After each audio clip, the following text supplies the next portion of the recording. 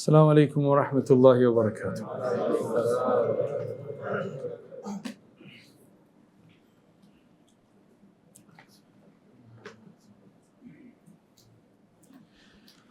Alhamdulillah.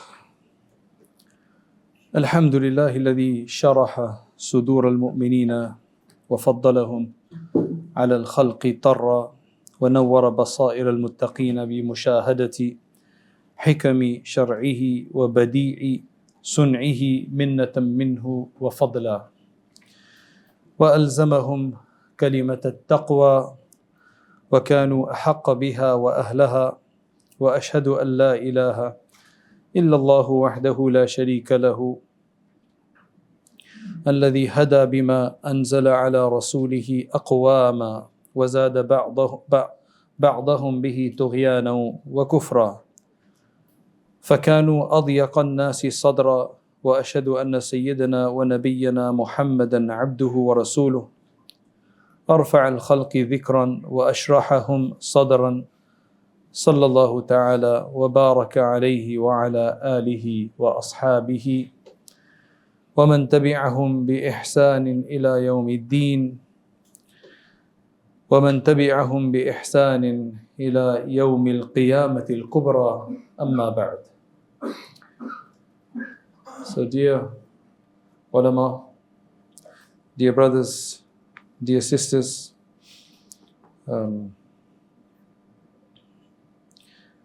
we have very short amount of time.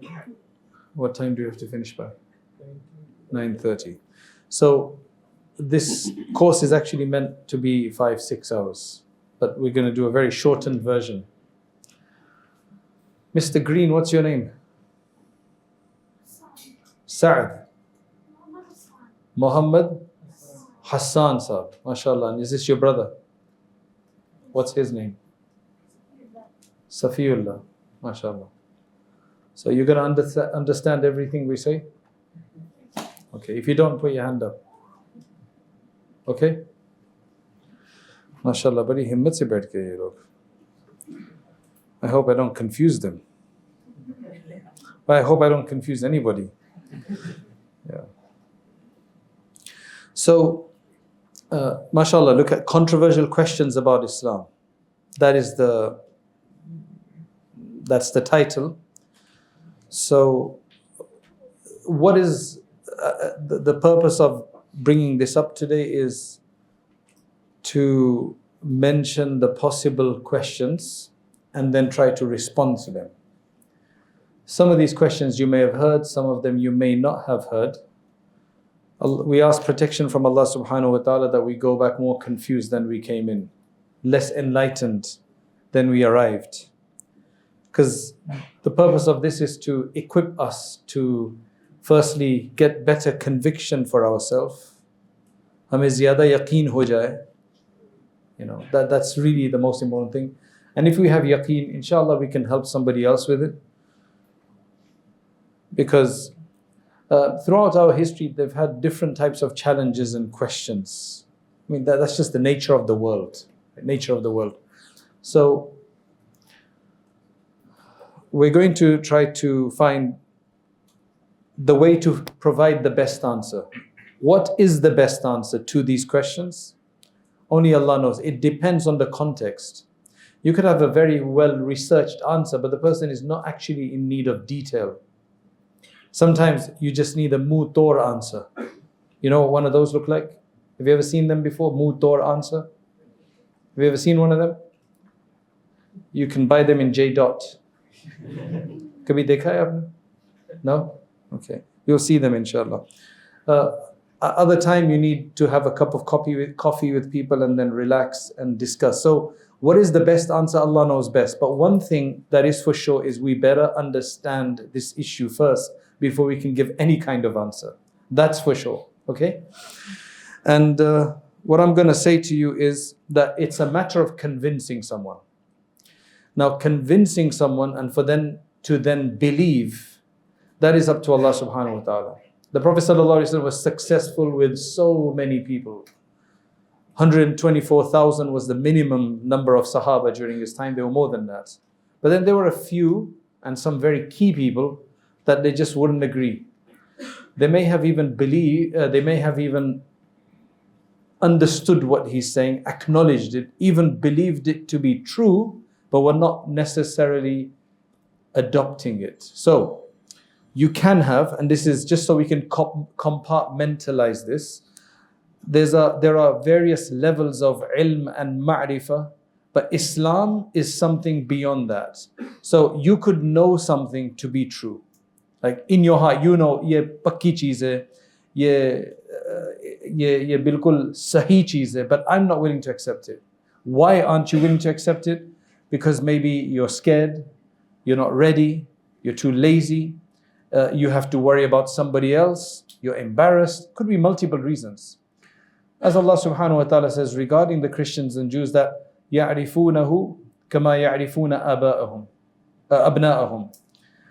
They recognize him and know him just like they know that their children are theirs, but they're not willing to accept, because adopting something is beyond knowing something. Just because you know something to be the truth, that does not mean you adopt it and you take it and accept it and run with it and make it yours. So there are quite a few. That's why it's interesting that there are multiple types of kufr. You understand? There are multiple types of kufr. What I mean by multiple types, not in terms of how many religions there are, there's loads of those. The categorization I'm speaking about is the different reasons for disbelieving in Allah. That's the type of kufr. So you have kufru inad, kufru juhud, and kufru inkar. Kufru inkar is where, kufru inkar is you don't even bother finding out. You just don't want it. Muslims are bad, somebody says. You've never checked into it. It's not like you have any kind of research. Your inkar and refusal or denial is not based on knowledge. It's just based on It's based on just compound ignorance. I don't know. I think I know better. It must be bad. And I don't know that I don't know what the reality is. They just don't like it. It's like a very superficial way of just rejection. Another one is where you do know, but you're not willing to accept it. Why? It could be stubbornness. It could be anything else. So you can see how these are. And then there is a level where you do know what's the truth. You say that by your tongue, but you're not willing to accept it inside. That's the worst, which is hypocrisy. And that's a really bad place psychologically to be, is to openly say you believe in something, but you actually don't believe it inside. Then you have to play a dual role in this world, and psychologically that is very harmful. That's why Allah refers to it as a marad. Fi qulubihim maradun. In their hearts is a sickness. In psychology, we have various terms for this, like in a positive sense, where you have to go with something bad, but you actually have virtue inside. What do you call that? Cognitive dissonance. So you have all of these various, that is very bad for you. They say that you would be depressed because you'd just have cortisol, and if you had to like work or live in a way that you did not agree with. You work for a company, you disagree with their ethos, but you're majboor, as they say, to work for them. That's psychologically, that's why you should always be true to yourself. Hopefully on the right. That's that you're true to yourself. So these are various ways of thinking, right? I've already lost Muhammad Hassan, and I've already lost you, right? It's all right. Yeah. So the main thing is that what we're discussing is a matter of convincing someone, but only Allah has the keys to the heart. Most of the time you can convince somebody, but in some cases you cannot. Due to one of these reasons that I mentioned above. They don't want to know, or they know but they don't want to accept, they don't want to acknowledge, they don't want to adopt. So it could be multiple reasons, and it'd be nice if you can figure that out. Then you know how it is. You know how to then target it. Okay, that's why Allah subhanahu wa ta'ala says, before we get to the verse, let me just go through these slides so that we've done them. I think I've discussed this. What is the best answer? It's a very difficult question to find the best answer. It's whatever works is the best answer. Whatever gives you the keys to somebody's heart is the best answer. And that could be different in different situations. So that's why a person who wants to deal with this on a more regular level has to be very versatile and flexible to try to be able to do that. This is the verse that I wanted to bring to you, which for me finally gave me a few answers. We were running it was called a Controversial Questions course, but now it's called a Crisis in Faith course at White Thread under the Islamic theology, but now it's also offered separately. And we were deciding that let's get 20 or 30 atheists and try out the different proofs for the existence of God, the teleological argument and the morality argument, and let's see which one works. So while I think the argument from design is a very effective one, right? Because some of the others are a bit more complex, but the design one is actually very, it's very organic. It's very natural, you could say. But ultimately, this verse, أَفَمَنْ شَرَحَ اللَّهُ صَدْرَهُ لِلْإِسْلَامِ فَهُوَ عَلَى نُورٍ مِّن رَبِّهِ. That's very important. What is that? So let me translate it. I thought I had the translation here, but no. So the one who Allah subhanahu wa ta'ala has opened up his heart for Islam, that person is on the light from his Lord, because religion, Allahu nuru samawati wal ard, everything we see about us, from the physical light to any kind of guidance. When you want to do things in the right way or go in the right direction, you need a light. So that metaphor is used here. Knowledge is guidance as well. And that's our deen is a light. فَوَيْلٌ لِلْقَاسِيَةِ قُلُوبُهُمْ مِنْ ذِكْرِ اللَّهِ أُولَٰئِكَ فِي ضَلَالٍ مُبِينٍ. Destruction for those whose hearts are very hard, and who do not remember Allah subhanahu wa ta'ala. They in clear and manifest error or deviance. So the purpose of this course is to allow us to think about these questions, formulate our understanding first, get it right in our head, get some clarity about them. And one thing that we have to realize is that we're not supermen. And you don't have to be superhuman or a super Muslim in the sense that you can go and answer any question. We must not be obliged, in fact, to put all fires out. We just do our best and then we leave the rest to Allah. Don't be like that person who came up to a sheikh and said that, you know what, I've been giving da'wah to this colleague at work. He didn't say this, but who happens to be a girl, a woman. He's male, she's a woman. Right? And for 2 years, I've been giving her da'wah, or wo sunti nahi hai. Right? What should I do? So the sheikh told him, isn't there anybody else to give da'wah to? Is there only you two work together? Like koi aur nahi hai, koi mard bhi nahi hai. All the thousands of people in, around. So what's so particular about this one? You only, so kuch dal mein kuch kala hai or something like that, right? So you mustn't feel obliged. So you can only do so much, and then you focus. Now the Prophet ﷺ's mission was everybody. And that's why Allah subhanahu wa ta'ala says, لَعَلَّكَ بَاخِعُ نَفْسَكَ أَلَّا يَكُونُوا مُؤْمِنِينَ. Your heart, aapka dil phat jayega, as they say, like you're going to tear your heart to pieces because the Prophet was concerned about everybody.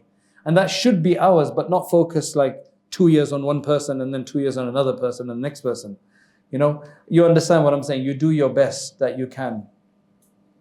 So we mustn't feel obliged that we can literally respond to everything. Sometimes we can't.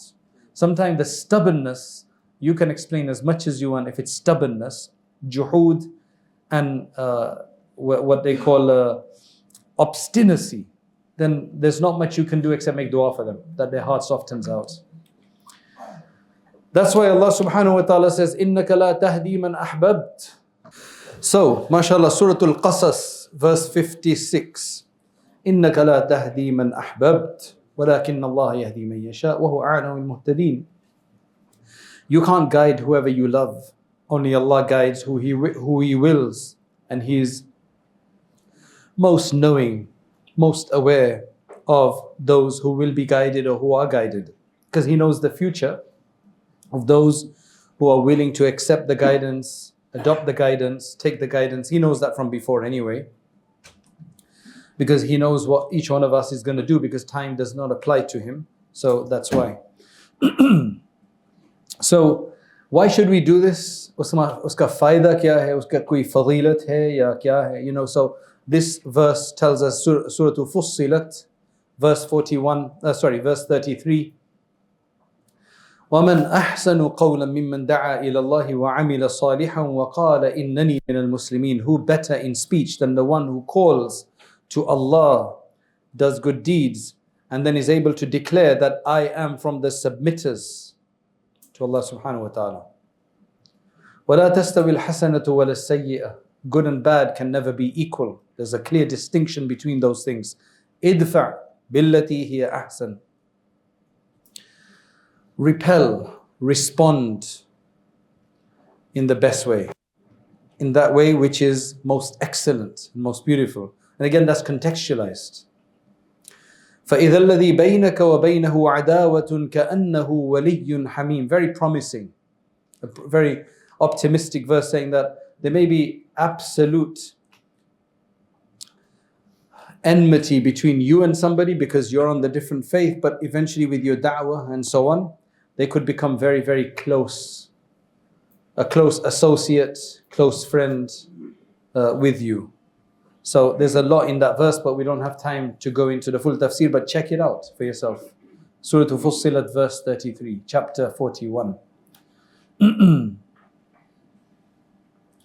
This one is a hadith of the Prophet sallallahu alaihi wasallam, which is now from the perspective of the one who has some questions. He has a bit of turmoil.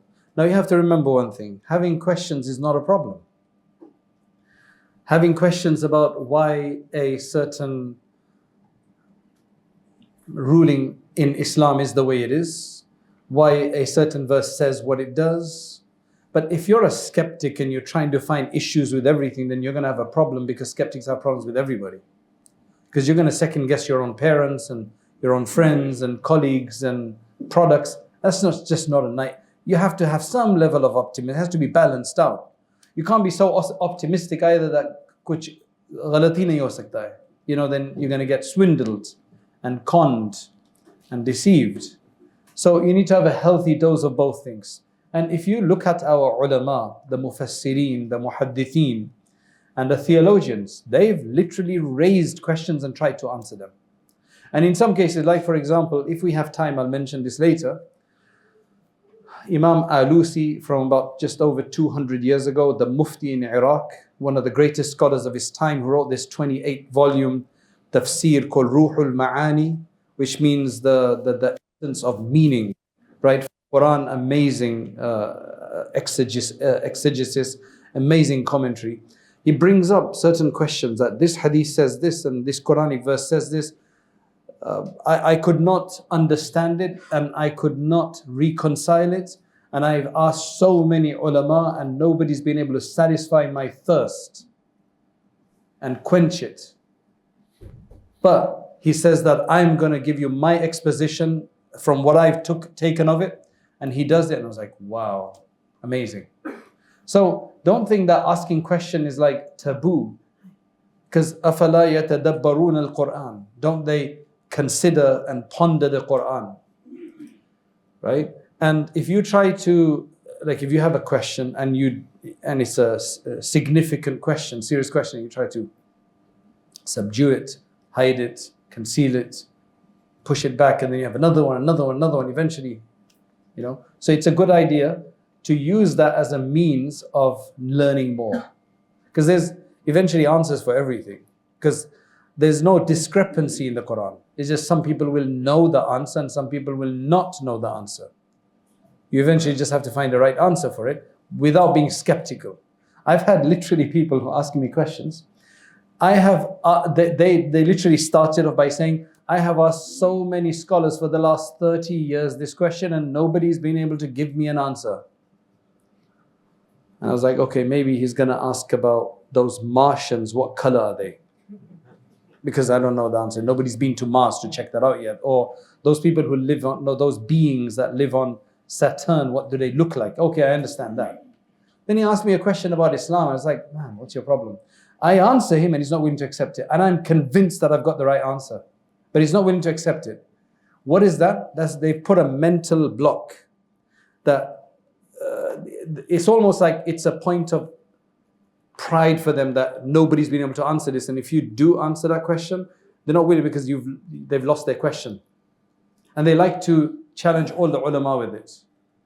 Once after my father graduated, may Allah bless him, he came back to the village, went to another village, and somebody said, you've just become a Maulana Sahib, I've got a question for you. He said, tell me, what is Allah's kalima? So what's your kalima, by the way? Aapka kalima kya hai? La ilaha illallah Muhammadur Rasulullah. So he says, Allah ka kalima kya hai? So my dad says, La ilaha illa ana. He goes, if he wants to ask that question, then his kalima is La ilaha illa ana fa'budni. As Allah says in the Quran, there is no God except me. So worship me. That is Allah's kalima. If you want to give him a kalima, he doesn't have a kalima. But as his declaration of belief, he says it in the Quran. So the guy shut up. Right?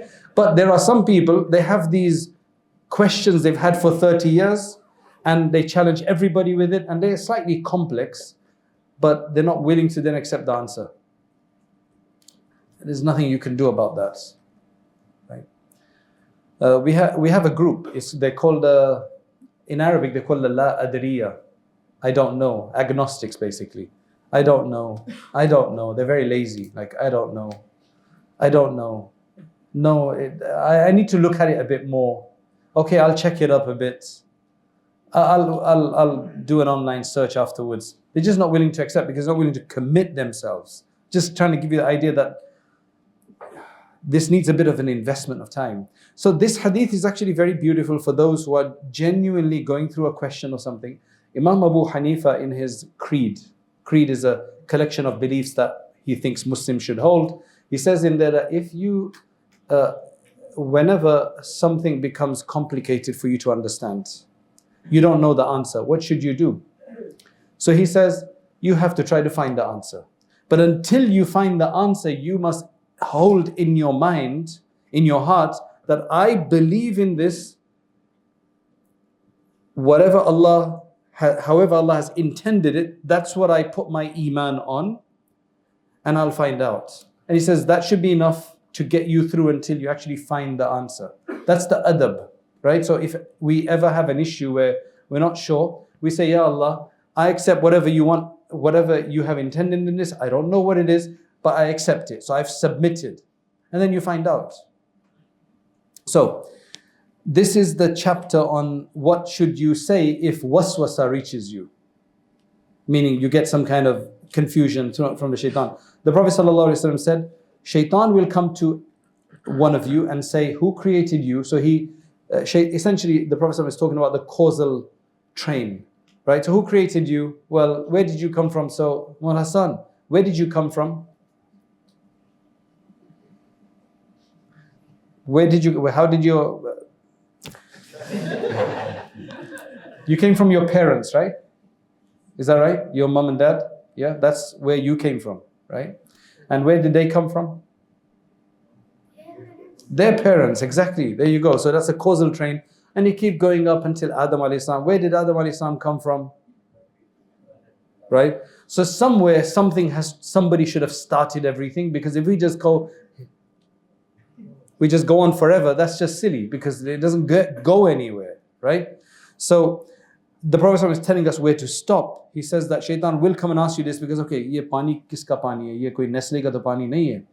For example, you know, and he says these are from the foothills of the Himalayas and so on. So now you know what company this is, right? And you guys in Pakistan are very particular about your companies to make sure that it is, you know, Western companies, and you don't buy any Pakistani companies, right?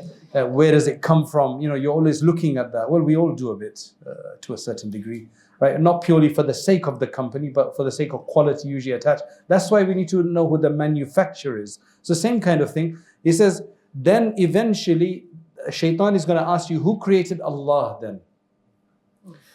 When that happens to any of you, you should just say, Amantu billahi wa rusulih. I believe in Allah and His Messenger. It's almost like an antidote. It's not a cop-out, it's an antidote. Right?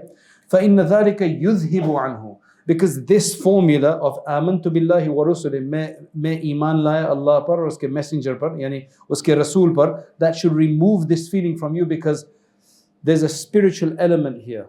This is for the people who have sincerity and they're, really looking for the truth, but they have this question sometimes, maybe they've got OCD or something. Just read this, فَإِنَّ ذَلِكَ يُذْهِبُ, because that will remove that from you. If it doesn't work on you, then there's some serious kufr problem then, right? Because this is supposed to work for anybody, who has that. If you get to one of these kind of complicated questions, that doesn't mean that you don't try to find out. But if you've become a skeptic of a high level, you're not willing to accept anything, then eventually it's just going to lead to a problem otherwise.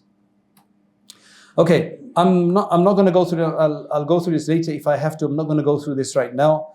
And the main thing is that this is our, mashallah, you are all students. And we want to not only benefit ourselves, but it strengthens us to help others. That's amazing, right? One of the best ways to strengthen ourselves is to help others. When you help others, there's this whole sociological and psychological dynamic that takes place, that when you're helping others, we have to be more convinced, we have to be at our best. And I think that's really beneficial for our own upkeep and our own development and enhancement and preservation and perseverance, that we help others. That's the da'wah. Da'wah benefits us first. And then if we do benefit anything, we'll get the reward for all of their practice and then being on the right track. So that's what this is, right?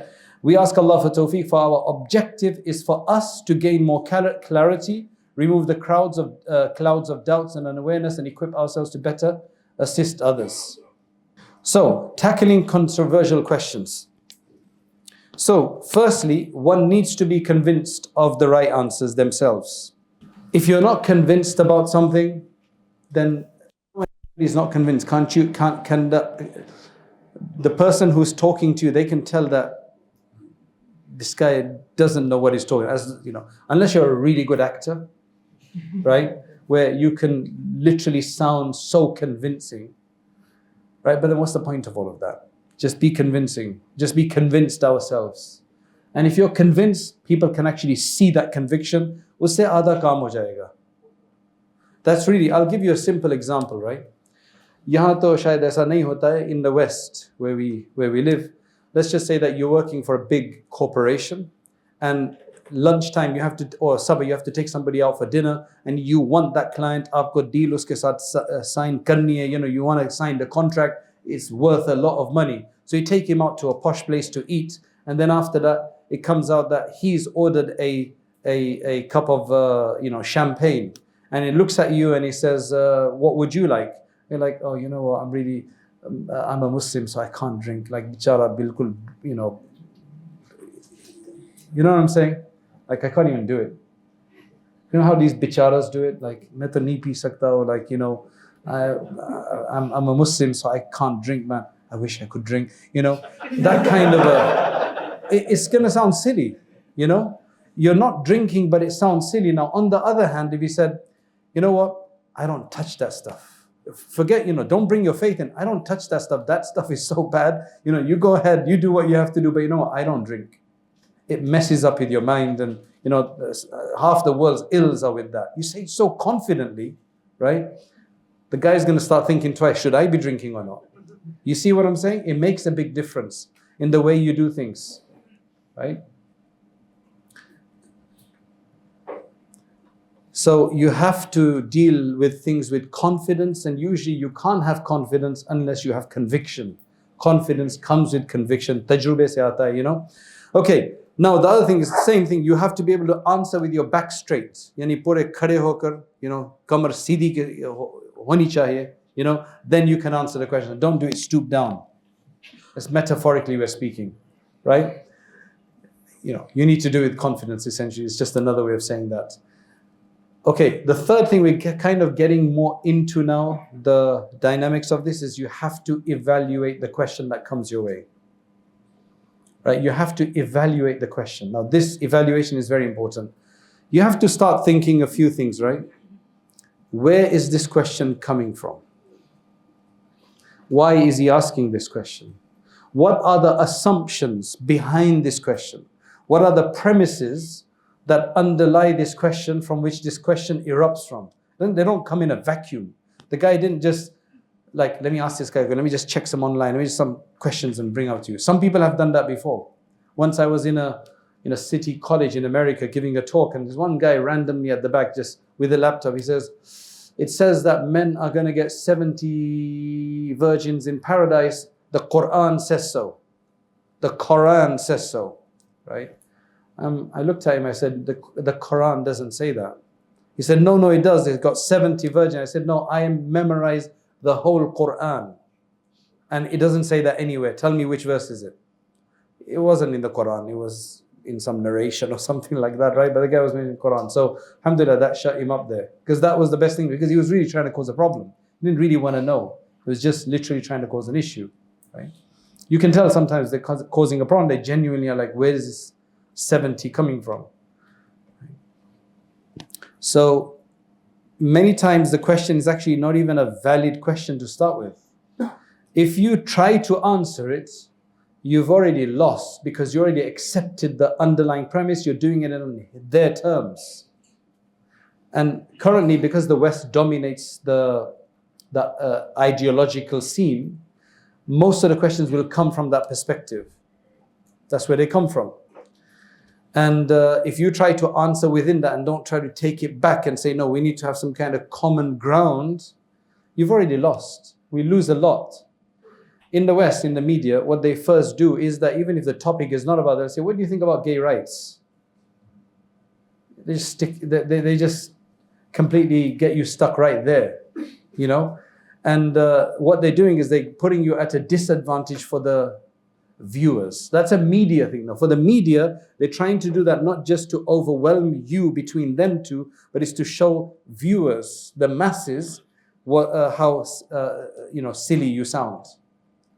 That's a different issue. We're not going to deal with media training here, because that's a different art completely. They're more for sound bites, right? We need to get words in there, not just for the person ahead of us, not trying to beat him, but it's to get that 40-year-old or 60-year-old auntie, Tracy, to understand, understand the Islamic perspective as such. Here, we're literally trying to talk to somebody. So very important that you have to understand their premises first, see where they're coming from. Otherwise, you're going to get stuck, because the way they're thinking about it is from this side, we're coming at it from that side, and it just is not going to make any sense. We'll give you the examples, inshallah. So do not jump to answering the question without giving it sufficient thought. Now, that's in the beginning. If you've dealt with some of these very common questions, then you would know. You don't have to stop and be silent and think about it for that long afterwards, because you would have already have known these things. And you know where it's coming from, because it's a common question that people from a certain segment of the community ask. You can just jump into answering the question straight away. However, initially, take a step back to understand the assumptions and reasons behind each question. Then you can tailor-make your answer for them based on those assumptions and reasons. You can correct those assumptions first. Then try to answer the question. Right? I'll give you a simple example to start with. Once in one of the local colleges, which are the age group that they're catering to is 16 to 18. Young boys and girls, 16 to 18, testosterone raging, right? They're at that age where, So we had about, the whole school was there, the whole college, maybe about 100, 150 students, boys and girls. And there were about 7 people that were invited to speak. 2 were Muslim. It was one Muslim lady with a head covering on, hijab on. myself, and then there were some Christians, some some Buddhists, and maybe somebody else. 5-minute speech followed by questions from the students. So she gave a talk about something about Islam or whatever. As soon as she finished, question time starts for her, they started asking her, so why do you wear that covering on your head? So what answer did she give, do you think? My choice. What's your issue? Sorry? So she said, it's my choice. Really confidently, as though that's a solid answer. Right? And a lot of people think it's a solid answer because what you're doing, I need some interaction now, right? Why would you think she would have thought that's a good answer, and a lot of people do think it's a good answer? Because that's their thought, that's their ideology, having choice and freedom. Choice is to do with choice, freedom. Oh, so I'm going to use that idea, so they should appreciate that it's my choice, so I should do that. But again, the assumptions are not understood here. What else is an answer? It would give more confidence by saying that it's their choice. No. If somebody asks you that question, what else could be an answer? Sorry? Allah has prescribed it. Right? Absolutely. That's a wonderful answer. This is what my God says. This is the religion I follow. This is what I've adopted. That's what I want to do it. Then you'll have to explain why you do it. Right? It's a long answer. Okay? But, you can't argue with that. Then the discussion is going to move into, why do you take that? Islam is a bad religion, good religion, etc. It's going to it's going to go into a much bigger discussion. Can you see where I'm going with this? It'll go into a bigger discussion.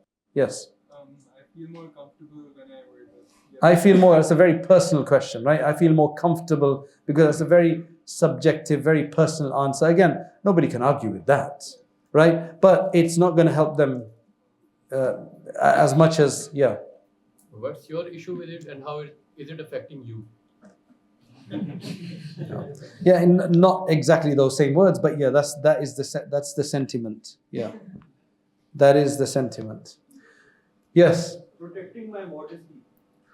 Protect my modesty. Yeah. So I guess, yeah, that works. Again, you can't argue with that, right? It's like some of these answers you can't argue with, but does it convince them? That's the good. Like, for example, a friend of mine, he's a convert. He studied in Turkey, became like a scholar, and then he moved to Arizona. He's an American convert anyway. He moved to Arizona. He's the only one in Tucson, Arizona that used to wear an imama. Arizona is a very hot place. He's the only one who wore an imama. Another Muslim came and said, brother, this is not necessary in Islam. Why do you do it? Usko kya parishani thi? Right? But sometimes they feel guilty that, so they come and like, why are you wearing that turban for? It's not fard or whatever. So you know what answer he gave to him? How do you answer that? He said, look, brother, I don't know how I can convey my reasoning and my emotion and my feeling, is because the greatest man in my sight is the Prophet ﷺ. He wore it. That's why I'm doing it. Can you argue with that? You can't argue with that. You understand? So there's many of these answers that you can't argue with. Does it convince the other person? Maybe. In some cases it does. Anyway, Bichari, she got stuck. She had my choice. Then now there's like, why is it your choice? That kind of a question came, like, why do you feel that you need to make that kind of a choice? Basically, the idea was that you're indoctrinated to feel this way to make that choice. You got stuck into that, right? You use the choice idea. They're going to feel that, why do you make that choice for? So like, okay, why did I make that choice? You're indoctrinated to make that choice. Yes, I am indoctrinated to make that choice to a certain degree, right? I'm convinced to make that choice.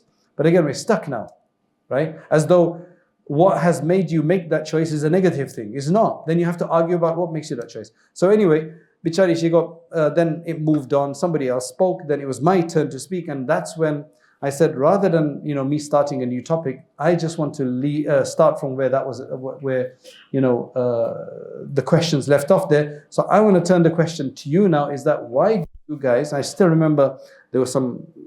You can just still remember a few faces, right? They were kind of the more vocal ones. So I just want to ask you guys, why do you think it's such an issue? Why are you so pressed to ask this question? Why does it bother you so much? I said it nicely, like, why does it bother you so much to ask that question? Why is it even an issue? So they're like, yeah, And then I said, to them, I said, what statistic, what research do you have to show that that's a problem? That is something harmful about covering your head. Right, now they're bilkul chup because they've not looked at this. It's an ideology. What is an ideology? Ideology is something you've assimilated from your culture or from what people say around you, and that's become firmly embedded in your heart, and you don't even know it's an ideology. A lot of people say, I'm not racist, but they are racist. They just never thought of themselves being racist. They're like, I want to be racist. No, they're just racist because that's how they've lived until now. Right? So that's what you call deep-seated ideology. And ideologies are invisible. They're so inherent sometimes. And the way to correct somebody is to try to get them to understand that this is their ideology and they don't have a leg to stand on. We must make them think that, why are you even asking this question? So I carried on. I said, in the West, in America, I believe I said this. I said in America, for example, a woman is not allowed to be bare-breasted, right? And there's very specific areas they could do this, nudist beach or whatever, but generally they can't do that, right? And if a man wants to go around with no t-shirt on and be bare-chested, he can do that, but a woman cannot. Whereas when you go to countries like France and maybe Spain and a few others, they've got a lot more leeway than England and America. They allow a lot more. Even their normal beaches you can't go to, right? They're not healthy, right? Well, I mean, none of them are healthy. Even in England, they're not healthy. But what I'm trying to say is that's really bad. You know, there's levels of badness. So anyway, so I said, what makes that different? Why is that not allowed? What is the line on the body after which you can't cover? What's the proof for it? What's the reason for it? And what's the moral system that tells you that? Like we're just throwing it at them. It's like they're just wondering, like, you know, what is the reason that I've said these things, or why are we even asking this question? I said that in a country like Egypt, I don't know if I can't remember. These are some of the answers. I can't remember how much I said at that, so I don't want to misquote. But in Egypt, where 90% of the women wear hijab, right? And if they impose the hijab on people, right? No, I did not say this one. This is a separate point. So if they impose the hijab, then what's wrong when 90% already wear it? Right? But I said, what's the difference between a woman that covers up and another woman who wears jeans and t-shirts? Which one is better and why are they better? Just tell me that. Of course, they've never thought about it that way. Right? So now you realize they're only saying it because they've heard that in the media. They've heard people look down upon it. It's not their way. And that's why, in fact, it's because of the whole Islamophobic rhetoric that this has even come up. Otherwise, most of the people could see, but because it's been made so wrong, right? That's why they see it with those lenses. So alhamdulillah, they just stayed silent. There was no question that they had, and hopefully they will have gone back and thought about this. Now, there's another aspect of this which I didn't say at that time, but I've thought about, the indoctrination idea. So what I tell people is, I said, go out of here in England or any Western country and look at the first 10 non-Muslim women and how they're dressed.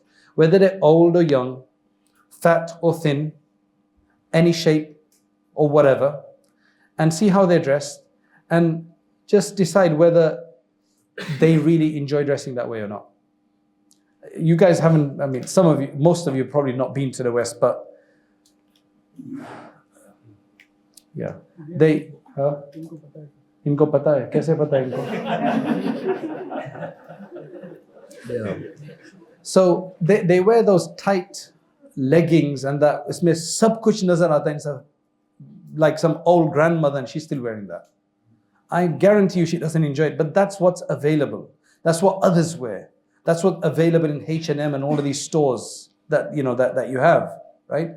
So they don't want to wear that. That's what they think they should wear because that's what they see others wearing. So that's indoctrination, isn't it? I mean, isn't that indoctrination?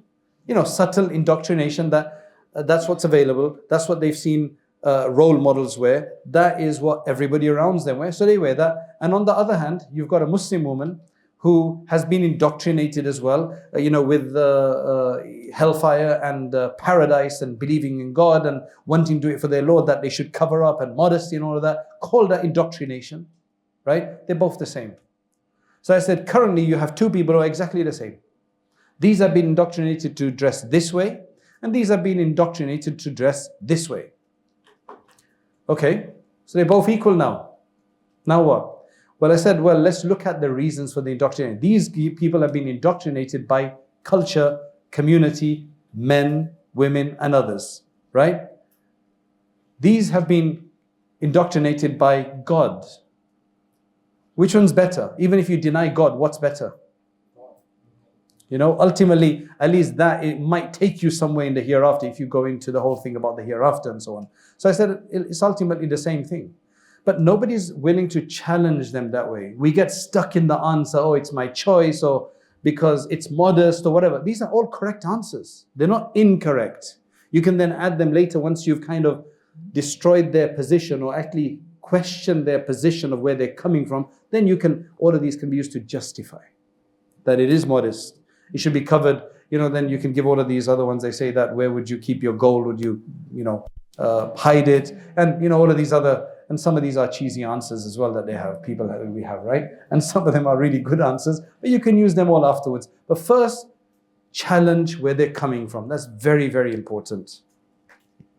So you see, it's usually always some assumptions from which the question is stemming. That needs to be addressed in order to get the correct concept across. Otherwise, you will be ineffective, go around in circles, and you'll feel like I'm not getting anywhere with this. Or if you're very confident, you'll feel like you got something, but bichara here, usko kuch samajh mein nahi aata hai. Right? So you're going to be on the defensive, to be honest, because they're going to have what they think the high moral ground. Like, okay, prove your high moral ground. Why is that? Give me some science behind this. What does the science say? They don't know. They have no science. Right? When, alhamdulillah, it stopped now, but after 9/11 happened, everybody was telling Muslims to be apologetic and to apologize. Muslims are the biggest, terrorists. And that was actually wrong. Muslims were just the loudest terrorists for a while, because the papers and media made them the loudest terrorists. And in that kind of a question, what's going to work, you think? How do you respond to that? How do you respond that Islam creates the most terrorists? How do you answer that question? Go ahead. Hitler killed so many people. Is he terrorist? Yeah, you're shifting. You could do that, but then you're going to shift to many personalities, and then it's a whole discussion about who Hitler was and why he did what he did. Yes? What statistics or research? Exactly. Yes. What percentage of terrorists are... Good. So for some, yeah. We can ask them, you live around Muslim communities, how many Muslims you see bombing each other? Yeah. Okay, that's good. The strongest answer usually in this is show them statistics. That non-Muslim, statistical organization showed that the Muslims only make up 13 or 15%. Go and check this website out, throw that at them, and it's like, that's it, khalas. So for some, you just need statistics. Otherwise, of course, this other one is that, how many, if you have 2 billion Muslims in the world and they were all terrorists, we'd be in a really interesting state by now, right? You wouldn't be alive. But that's a different one. The statistics shows that the proper studies have shown that Muslims are not like that. So some, you just need statistics. Okay. Another thing, you can't be hasty in your discussion. That's some people. Some of us are very quick to respond. We like to just get things over and done with. We just like to answer without thinking sometimes. This doesn't necessarily apply to everybody, right? Some people, they won't even answer. Other people will be too hasty to try to give them an answer, right? Sometimes the question will be too big and profound to deal with in a few minutes. This is going into slightly something else. If it's a question that has bigger underlying issues than the hijab issue, then you can't have a 5-minute or a 10-minute conversation. What you tell them, if it's such a big issue, what you tell them is that, look, when are you available? Let's go out for some chai, right? You guys will say coffee, but in England there's a craze of chai wala. And there's chai-licious and chai, and patani. It's like, it's really, they just serve you ye jo hamari jo karak jo chai hoti na, that. And it started off with these Qataris, with this chai and, no, karak and chapati. Is it a paratha and tea? And all the Qataris were going there, wahid karak ya akhi, wahid karak. Right? These, this milky tea. And then they opened up in Knightsbridge now. Everybody's in London is a big craze of chai wale. You can make it at home. You pay £4 for it. Or £3.50. All these young people, lots of money, they're just ordering, like, ghar mein bana do. So people are going out for tea. Right? So I'm just making you hungry a bit. So say, let's meet up. And then you have to have, so what this is talking about is to have a good discussion, you're going to, like if it's a work colleague or something, and just quickly ask you like over like a little meeting or something. So no, let's sit down after work, during lunch break, and let's discuss. So find some common ground. Go back until there's something you both agree to. If he doesn't believe in God and it's a question about Allah, you're not going to be able to discuss that. He doesn't have respect for God or what God says, meaning Allah, then you can't, unless you show him with a, like why it's important for you to believe in God, and then why then you accept everything from Allah. You need time. So first go there. Sometimes it's an issue of trying to figure out that God even exists. So that's why some questions cannot be answered quickly. That's why just ask for more time to be serious about it, go and do some research and go unpack the layers until you get to some common ground, and then you discuss it based on that. Right? Then at least he might not agree with you, but he'll appreciate where you're coming from because you have explained why you're getting to that. They just can't understand why you would have a problem with LGBTQ. Can you answer that question in a few minutes? If somebody says, why do you have a problem with gays, for example? Like, why don't you believe that it's okay for people to do that? Two loving couples. Can you answer that in 2 minutes? Can anybody answer that? I mean, you can, but is it going to be effective? You can just say, Allah said this, that, and the other, whatever. But you have to kind of go back to explain that, look, it comes from a faith. There's a purpose of creation, procreation, etc., etc., etc. It's like, okay, I can understand that perspective now. One thing I want to mention is that, even in our debate books, like Munadhara Rashidiyya, I don't know if they teach it in the Wifaq system. Is there a Munadhara kitab in the Wifaq system? Is there a Mantiq kitab in the Wifaq? Okay. Which Mantiq kitabs are in the Wifaq? That's it. No Shari Tahzeeb. Shari Tahzeeb is there as well. Okay. So, early on, our scholars used to all study Mantiq to the highest level. Right? And it's not absolutely necessary, but it is helpful. Anyway, so there was a book on Munadhara, there's debate, essentially. The original Sabs included debate. There's no book on debate now, right? That was useful. Now, one thing about debate is, let's just say I know that you have a weird opinion that I disagree with, basically. It's weird to me. It might be okay for you, but it's weird to me. And that's something we have to understand, is that once I said to somebody that, he's a bit weird. So he said to me, yeah, you're probably weird as well to many people, the way you dress, right? So being weird, and I do believe that, there are certain things which are very quirky for everybody, and there's something which are quirky for some people. But basically, I think to answer these kind of questions, he said, what you have to understand what the munadhara, the debate system tells you, is that if you have an issue that I know about, that I've heard that you hold that particular position, I should not come and start to try to contradict you and oppose you directly. What I should do is I should come and say to you, okay, why do you have that belief? Now let's say you have a position, somebody else has a position, he comes and criticizes you like, why do you hold that position? It's a bad position, it's wrong. You're going to get defensive. You're going to get defensive because you're not in the mood of thinking. Even if his criticism is correct, what happens is our ego comes into it. Once ego comes into it, it becomes very difficult unless somebody is genuinely very, very honest and has really trying to overcome his ego, but very few people are like that. So what happens is the ego comes into it and they become defensive and they just retort.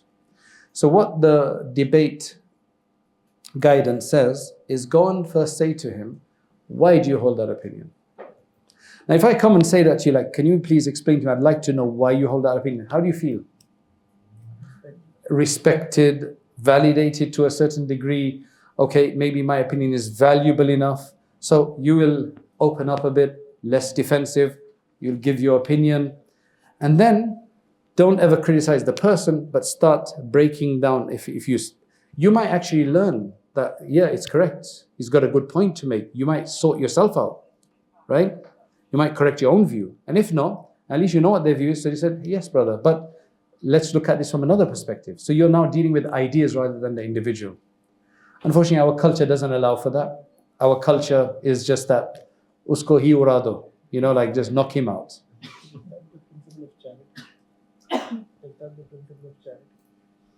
I don't know if they call it that. Yeah. So, you understand what I mean? It's just like if somebody asks you, then you feel like, yeah, mashallah, respected and allowed to speak. So you bring your position out. And then after that, they say, hey, look at it from that perspective, right? So then you're more willing to try to change your view. You're more willing to accept that there's another position and maybe I'm wrong about this. So that's very important. Try that strategy as well. It's all about strategy. A lot of this is after the knowledge, it's then about the strategy of how to get something across to somebody. So first, in where it's a layered discussion, first have a casual discussion first. Find a common theme between you to help you have an effective discussion and get to the bottom of the confusion. One way is then, if it's an issue to do with the creation of Allah, Deen, so on, then the causal train, who created everything around us and then who created them, we can do that. Use the design argument. This is if they're specifically to do with the creation of Allah. The creation of the world and the existence of God. This isn't talking about hijab, for example, or this is not talking about Islam and democracy and all the rest of it, right?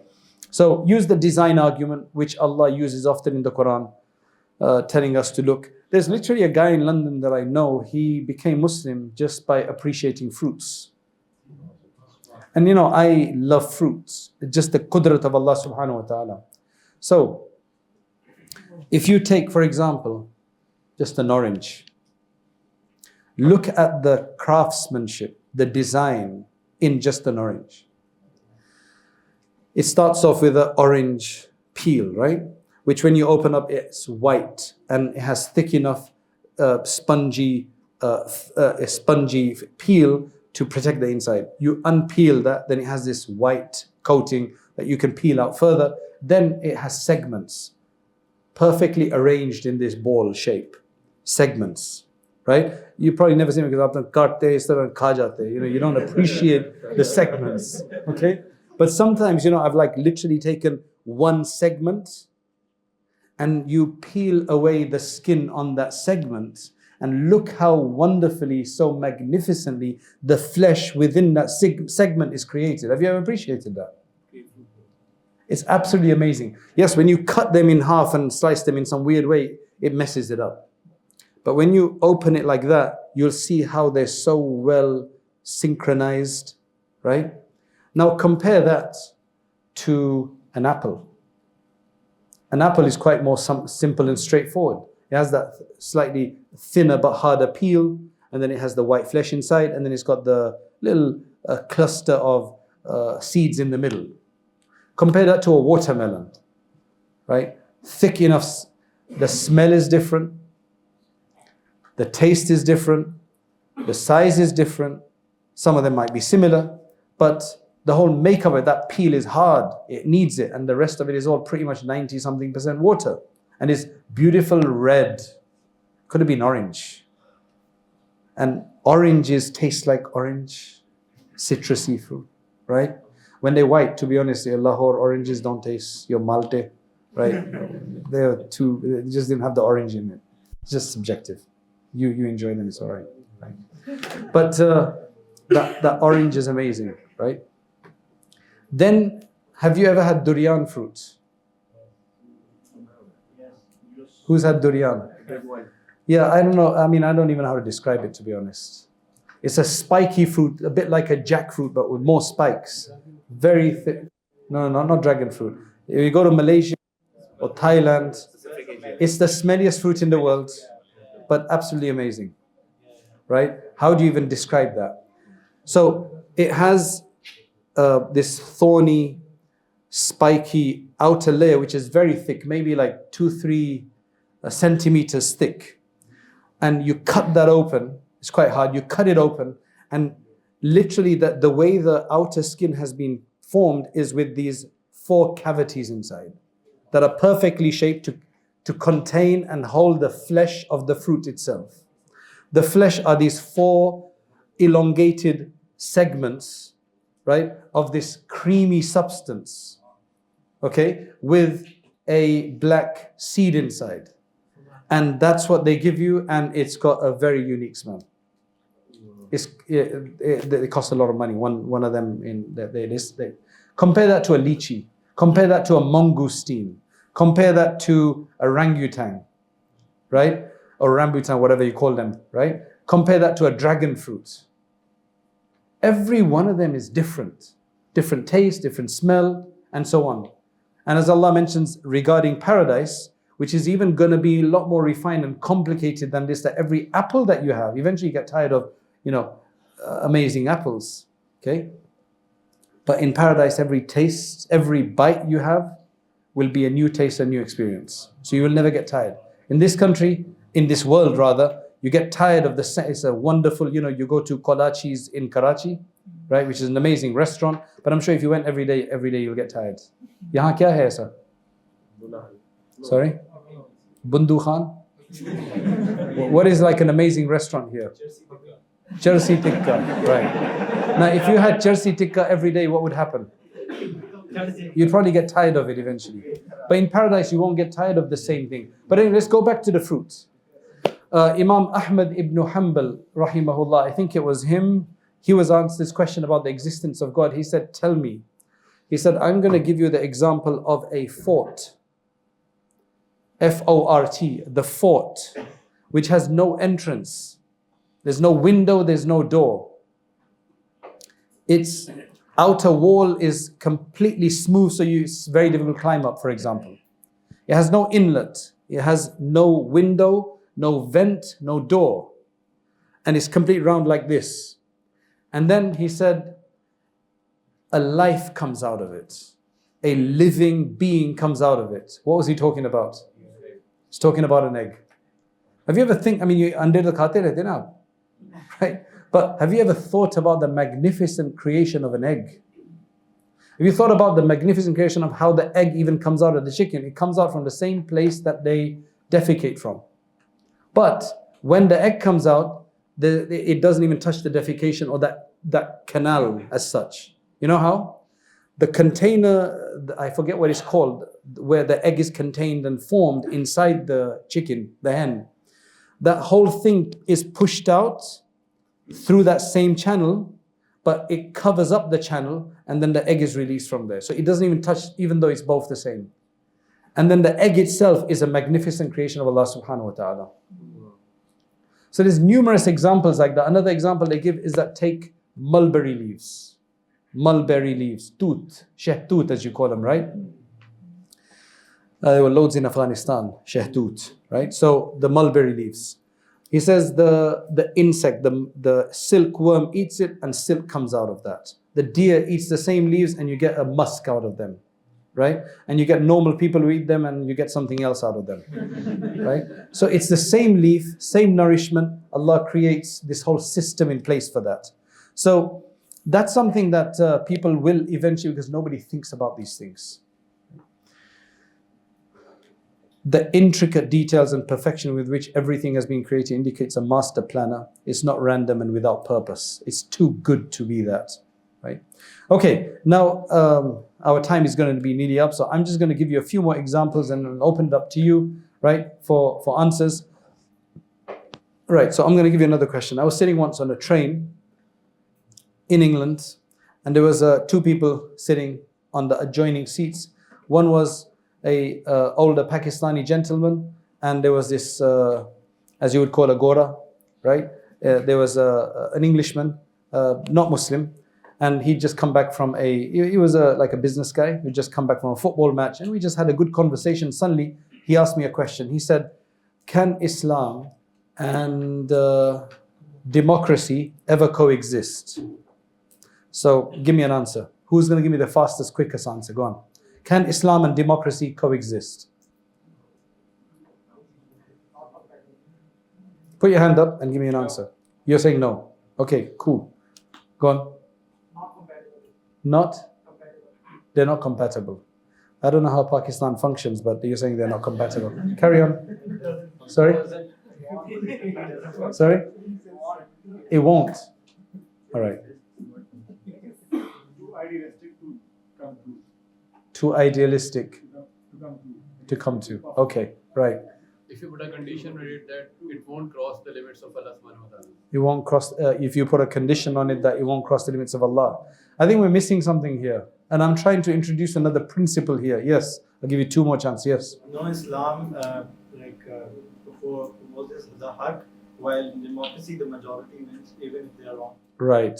Oh, okay. That's interesting. Islam tells you to do the haq, whereas the majority, even if they're wrong, you're going to take that opinion. But what about if everybody is a good Muslim in there? Okay, Tika. I'm trying to break the question, like, can the comparison be made? Yeah, I think you're going somewhere. So, yeah. Apples and oranges together. Comparing up, no, not necessarily. Which Right? democracy? Okay, right, there you go. This is the new principle that I want to introduce. The next principle is definitions. In academics, we talk about definitions, right? How are you using a term? What do you mean by this technical term or by any term? So good academics, when you start your article, when you start you say, I'm going to use this term in this meaning. That's all I mean. So now, he asked me this question, and rather than trying to justify, yes, it can, because the whole world is about democracies right now. So that's what you would be kind of pressured to think, yeah, I can't say no. I'd have to say yes for democracy, and yeah, Islam can, and you'll start thinking of examples, right? No. What you say, what I said to him, I said, what kind of democracy are you talking about? Define democracy. There's multiple types of democracy. You've got French democracy, which is weird, right? They have this extreme laïcité, secularism, that they just don't know what to do with faith. So no, Islam does not really exist too well down there, right? You come to England and it seems to be going okay. Chalta rehta hai, guzara, as they say, right? It's okay, right? You go to America, it's okay. You go to Malaysia, it seems to be working.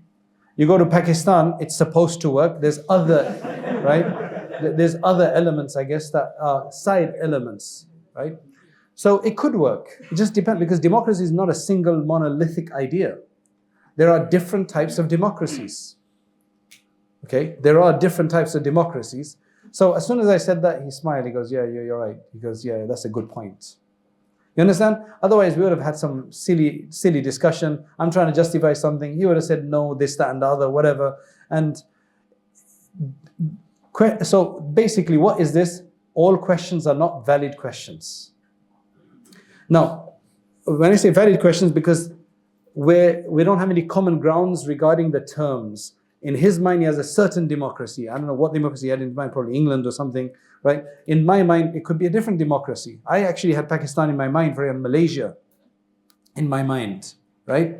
So, anyway, so that's another one.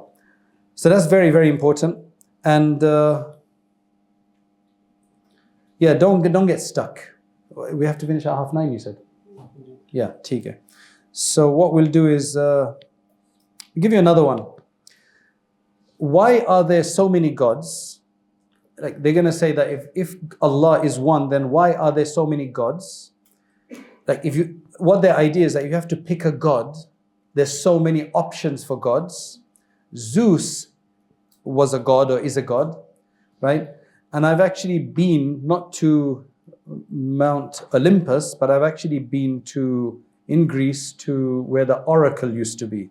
Like I wanted to see what was the big deal that these people ran the world, because before Roman remnants and architecture and Roman buildings and it starts with the Greeks, from 300 or 500 BC, right?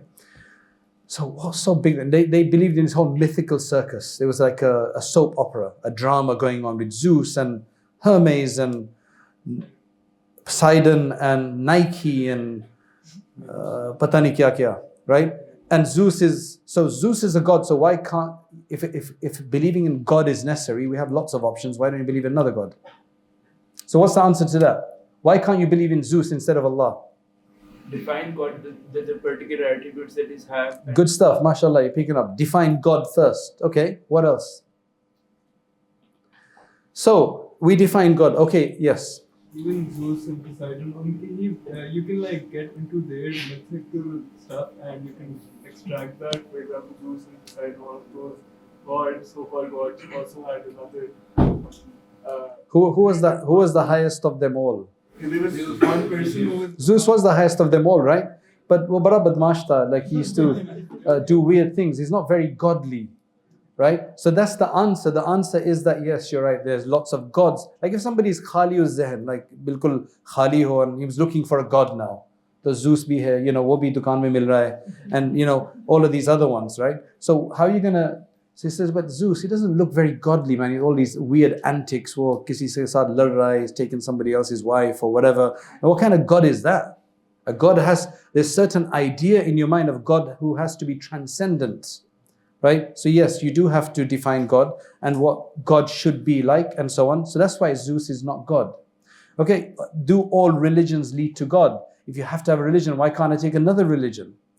That's a longer answer. You can't really answer that quickly. And the simple answer to that, do you have a very simple answer? I have a question. Okay, hold on. We're not question time yet, right?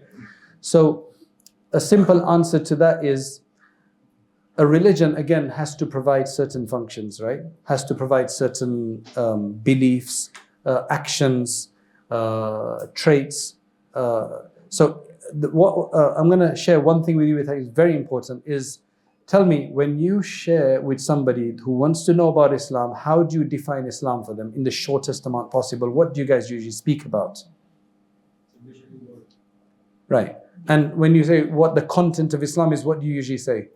The evidence that the Quran presents and then the arguments for the Quran itself. Okay. As to what Islam is, that's what I mean. Articles of faith, The 5 pillars, right? How many of you would think of 5 pillars when you want to define Islam, right?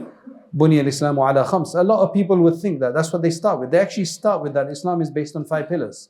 Now think of if you were a person who had who was looking for a very comprehensive system, right? And somebody then told you, okay, the Islam is based on 5 pillars, and it is based on 5 pillars, and these are what it is: Shahadatu an la ilaha illallah, Salat, Zakat, Hajj, and so on. And you're gonna think, where's the muamalat in there? Coexistence. Can you talk about Jaffer's speech to Nashi? You can. You can use whatever, but I'm saying that I want to just correct that a lot of people start with the 5 pillars. Nothing exactly wrong with that, but I think it's a bit reductionist. Okay? So the 5 pillars are actually only one dimension of Islam.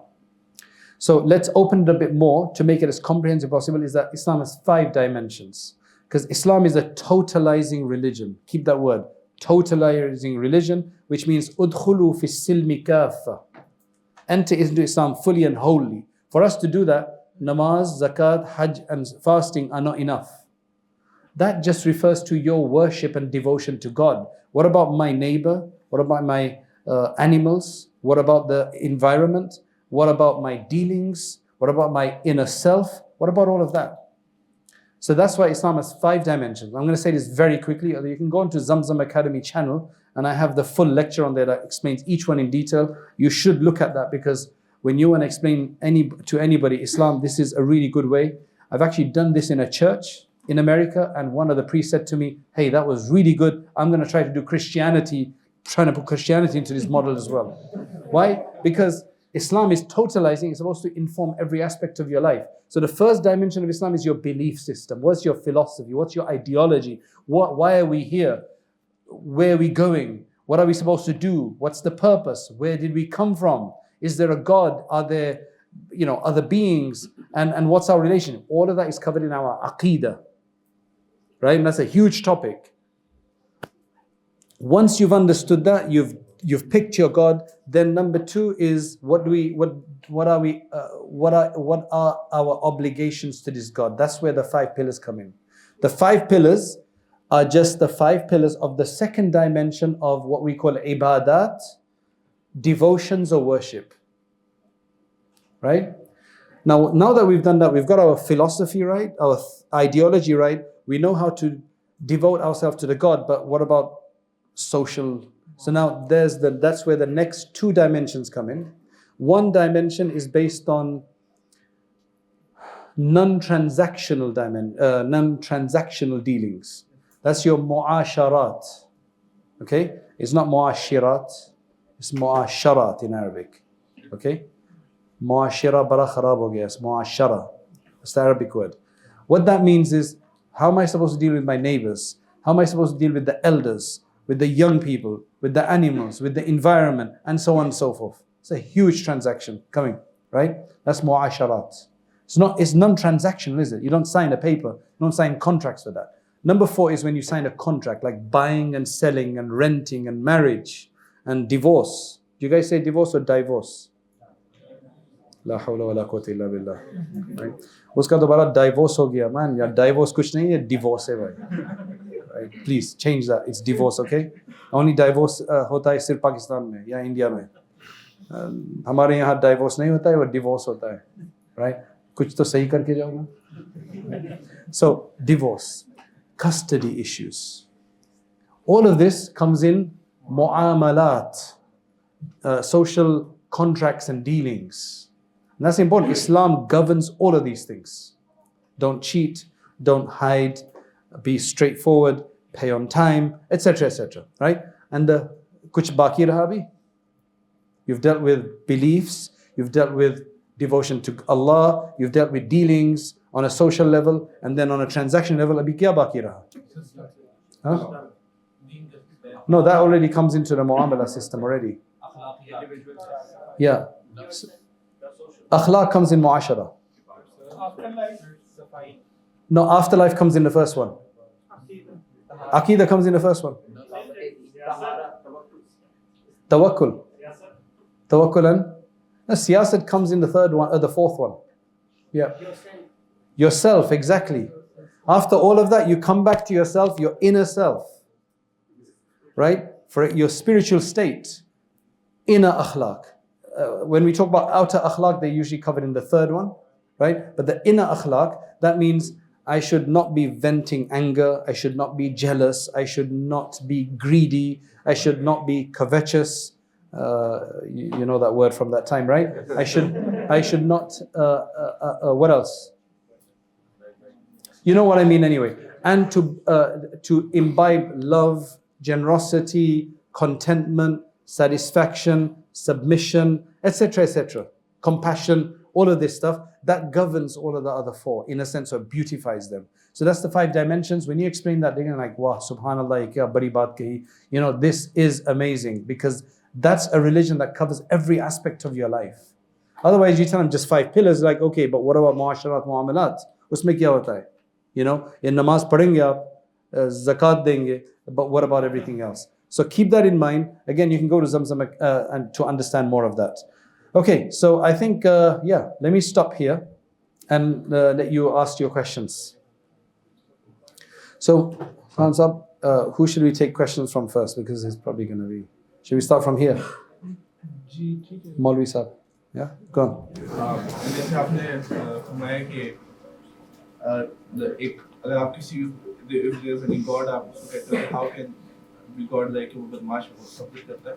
Then the question is वही कि if your God is merciful, then why is there so much distress in this दुनिया? Like earthquake भी अगर आप सीधा ये है अल्लाह की तरफ से सब कुछ, तो आपके God भी तो earthquake करते हैं. Okay, so yeah, I'm going to repeat the question.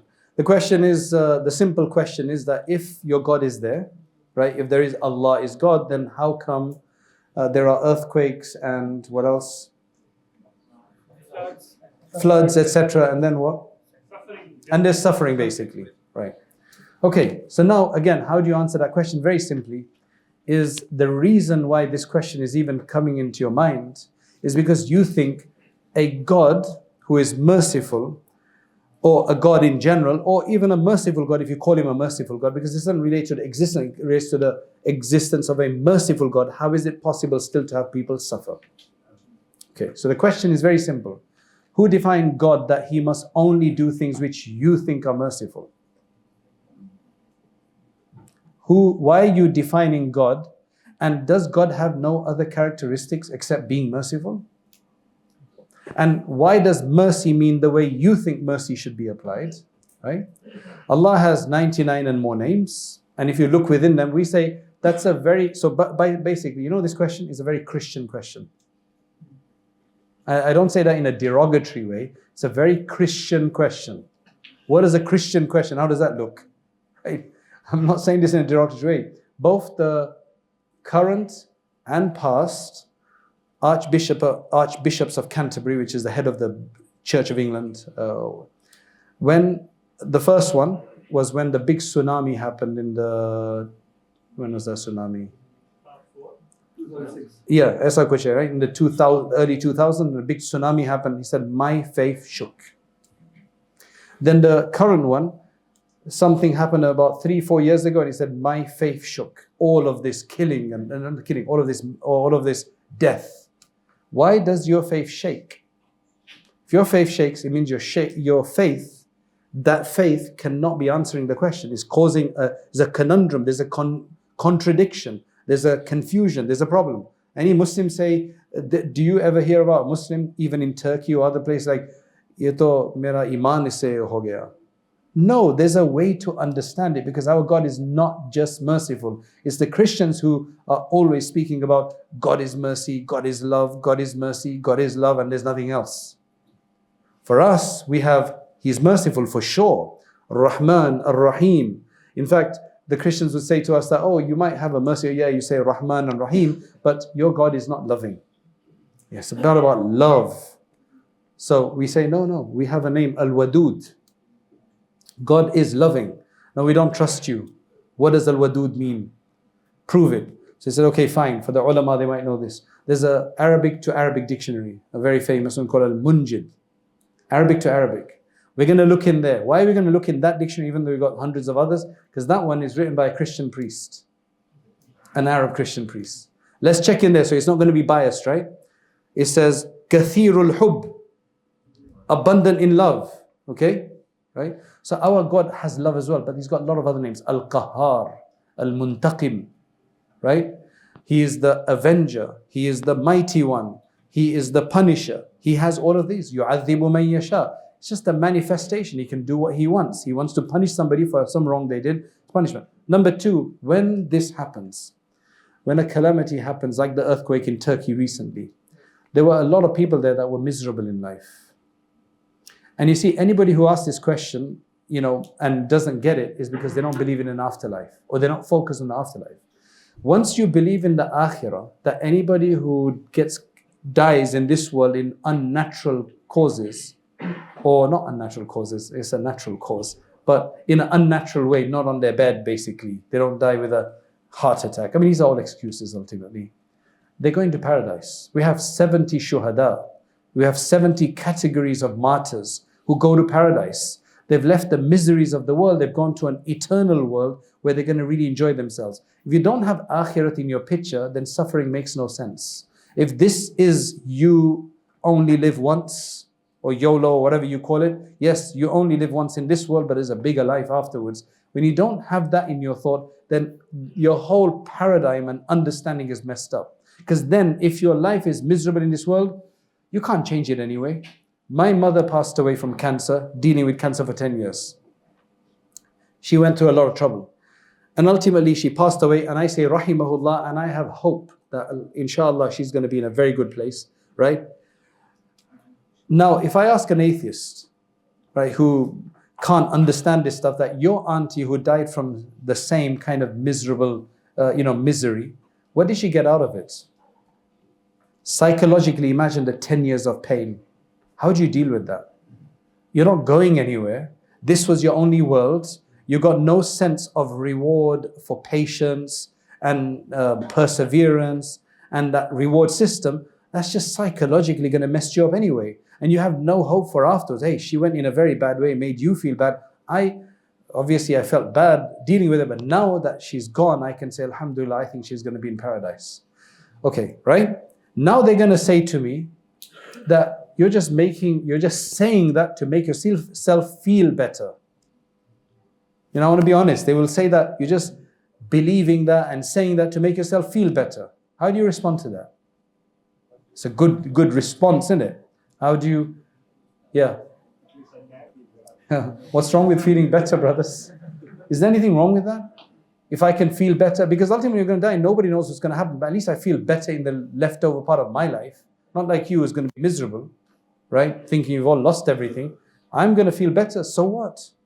We'll see afterwards, we'll deal with that afterwards as to what exactly happens after. At least I've prepared for something that could happen. You haven't even prepared, but at least it makes me feel better. That's why people in religion they generally tend to feel much better in difficulties than others, right? But anyway, going back to the question, that question is a very Christian question in the sense that their definition of God is just mercy, mercy, mercy, and love, love, love. And this completely contradicts it. For us, it's never an issue. Our system of dealing with difficulties is so rich. One day, I used to be in the Clergy Association in America. So what we had is that one of the rabbis, a really nice guy he was, I used to get along with him. He said he lost his job and he was so distraught. Like, I couldn't believe it. I've never seen an imam so distraught when they lose their job, right? Like, bahut pareshan tha wo. I'm like, don't you have, and I didn't ask him at that time, but don't you have the system that we have that, chalo sabr karo, you'll get something better. Yeah, and it was unfair dismissal basically, and he was very, very irked by it. Right? I don't know. Alhamdulillah, Allah has given us a system as long as you know the system to deal with it. Plus suffering we don't have time for this, but suffering, why is there evil in the world? Why is there suffering in this world? Number one, what is wrong with suffering anyway? Why have you made that such a bad thing? Who said this world is going to be free of suffering? The whole of human history shows suffering. So what are you talking about? Right? What is wrong with suffering? Why is suffering a bad thing? Why assuming that, if you remove suffering from the human experience and take out emotion and free will, if you don't have any, there won't be any free will. Why? Free will means that I can go and beat him up, and that's going to cause him suffering. Free will means that I could mess with my business partner and cause him suffering. Okay, I'm going to be punished for it later, but it's going to bring him suffering. I mean, why do you always talk about suffering in babies only? They're going to paradise anyway, right? I'm doing this quickly. You cannot then have happiness as there'll be no suffering to contrast it to. So if you don't have suffering, there's going to be no happiness. Happiness is the opposite of that, right? It's just going to be this monotone world, right, that you're going to live in. Suffering is very much part and purpose of the intrinsic nature of this world. We do not exist to suffer. We're not looking to suffer, just in case people consider us people who like to suffer. No, we're not here for that. But it is a necessary consequence of free will. There will be people who will suffer as God allows people to perpetrate certain actions against others, but within a limited scope that could cause suffering. Okay, suffering increases our spirituality as it helps us to control the ego. If somebody is very arrogant, I've seen a person who was always so arrogant. One day, he eventually got this lifelong sickness and he became so humble. Don't wait for that. But literally that's what it does. When suffering tells us we're not invincible, right? It's a very measured dose of it from Allah subhanahu wa ta'ala to control certain people. It is only through a lot of strenuous exercise and effort does a person attain optimal physical peak. I mean, you go to the gym, you go and suffer, right? You put yourself through suffering. Why do you do that? To make yourself healthier. It makes you better. Suffering serves to make us better people, right? So through patience, we become more enduring and also more compassionate and forbearing with others. At least in the Muslim worldview, suffering has an important position. People who suffer unnecessarily there is, or people who suffer unnecessarily, there is recompense, reconciliation and restitution. You will be rewarded for your suffering. Sabr is one of the biggest ideas that we have to do. Fasting is sabr, right? And the Prophet ﷺ said that a believer's state is wonderful, and this is only for a believer. If something good happens to them and they are thankful, it's good for them. If something bad happens to them and they do sabr, that's good for them. And our situation in this world is between the two at different intensities. So that's what suffering is, right? If you're an atheist, what is suffering in your worldview? Your aunt who suffered for 10 years, which I've explained, with cancer and then died, what did she get from that? Where's she gone to? Nothing, right? At least we could say that they're martyrs and will be rewarded. So that's just in quickly. Okay. How important is it to answer controversial questions intellectually? By default, there's a gut reaction to engage the intellect. Are we subtly giving more importance to intellect by doing that? No, it depends on the question. Some questions do have to be explained subtly, intellectually, and others can be done with a cup of tea because they're just looking for compassion, right? Or by basically giving them a hug or something. A lot of people, we didn't get to do this, but a lot of people have problems with Islam, not because they've actually got an intellectual problem. So I've given an example. Where did I talk about that example? At the conference. I'm assuming you were all at the conference, so I don't need to I don't need to repeat that. Everybody was at the conference here? Yeah, so and you remember what I said there?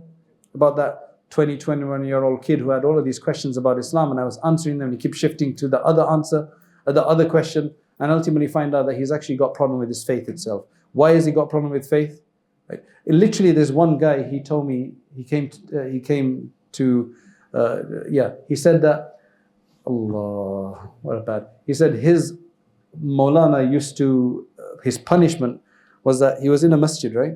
If he didn't know his lesson, because the janaza khana, the stuff for there was literally there, he would actually lock him up in a coffin.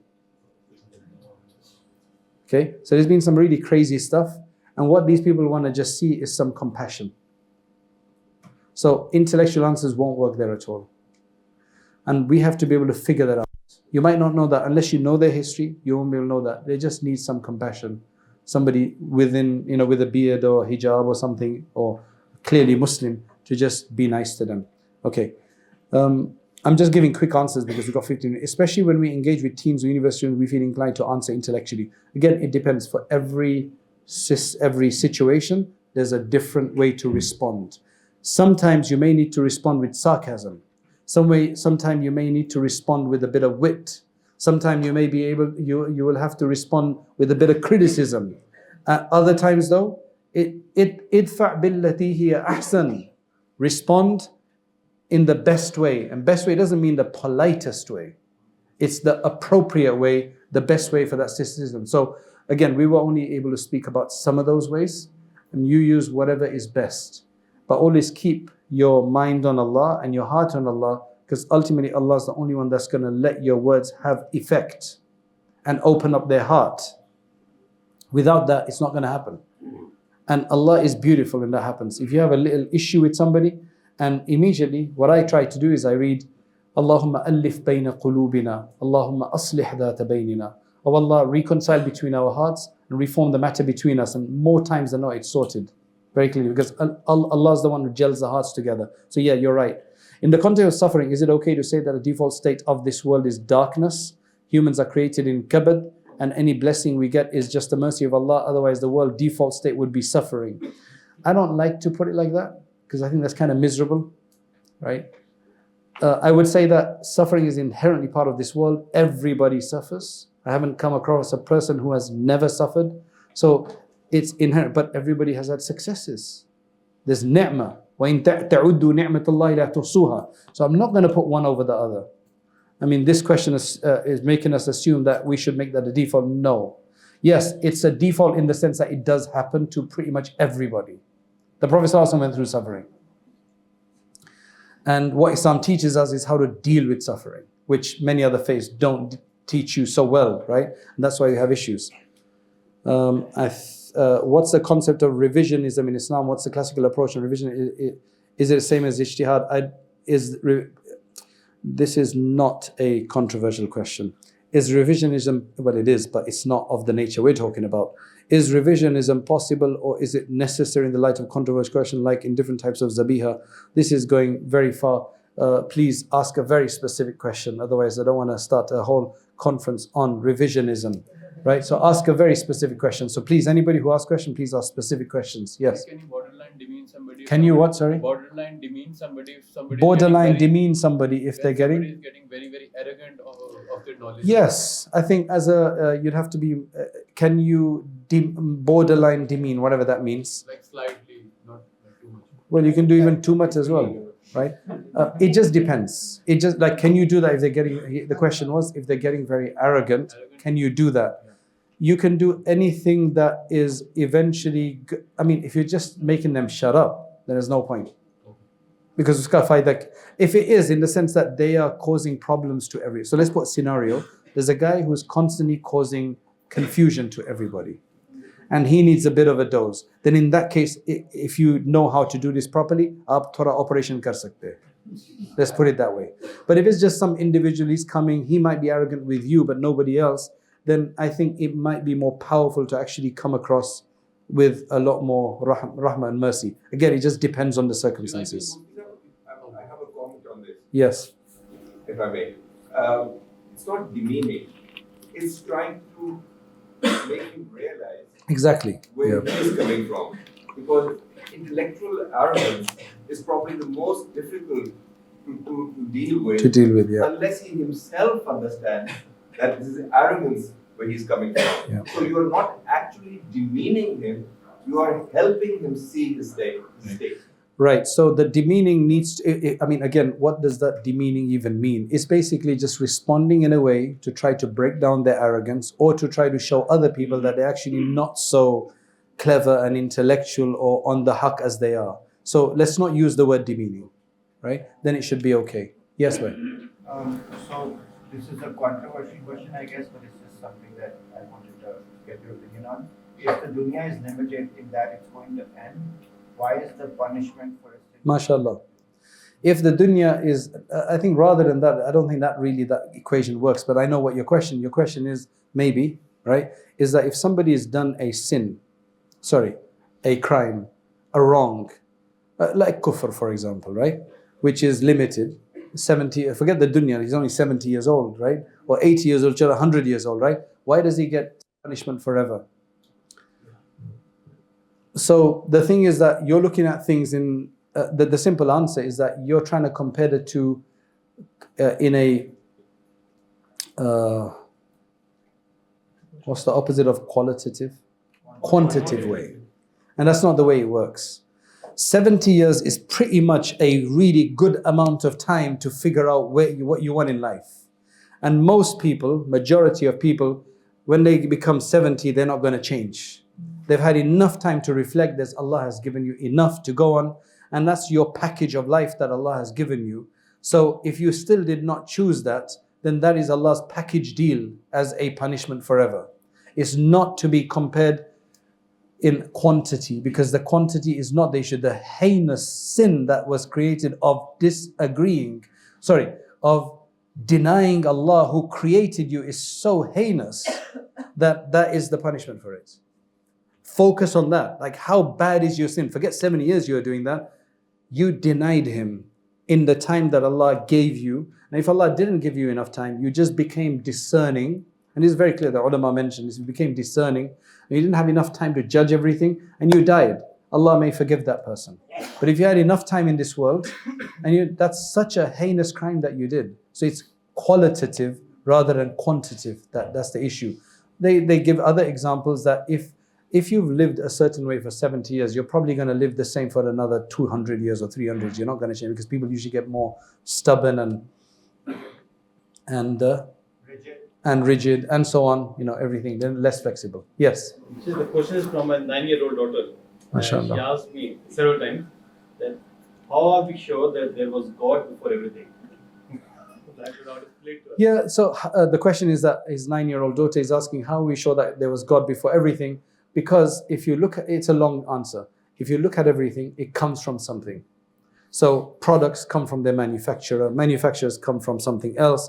Our human beings, animals, they come from their parents. Ultimately, it all comes from one being. It couldn't have continued in this, what they call infinite regress forever. There has to be a creator, right? So that's why we only know that through logic and through rationalizing the idea, because we can't just keep going back, otherwise it makes no sense. So there has to be this non-contingent beginning. Yeah, but 9-year-old, I can't say that. No, you can. You can say that, look, where's it all going to go back to them? There has to be somebody who's like, okay, give them this example. Tell them that there's dominoes, like 100 dominoes. To get them to fall, somebody's going to have to start it off. Otherwise, you say that, oh, this domino fell because of that one fell because of that one, and how long are you going to go back for? Give them that example. Oh, actually, buy her some dominoes and try it. That should graphically explain it. Yes. क्या हुआ भाई?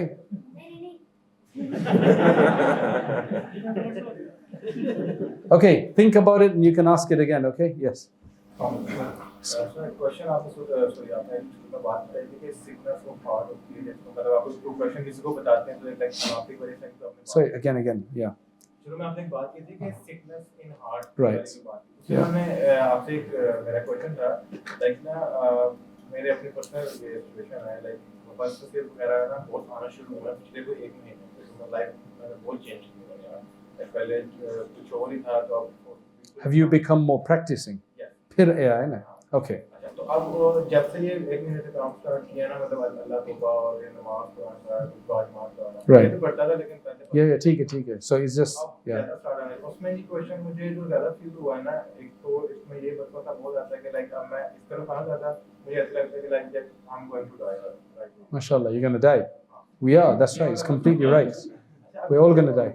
नहीं जब इसकी ये मसला ये है कि जब इससे होता है तो एग्जाइटी होने लग जाती है लेकिन फिर वो सूरह सुबह सुनता हूँ कि ठीक हो जाएगा ये सारा Alhamdulillah. लेकिन ये एक महीने से कंटिन्यूअसली हो रहा है Okay, I'll tell you what's happening. The brother is saying, and this is very important for a lot of people, so you should know this.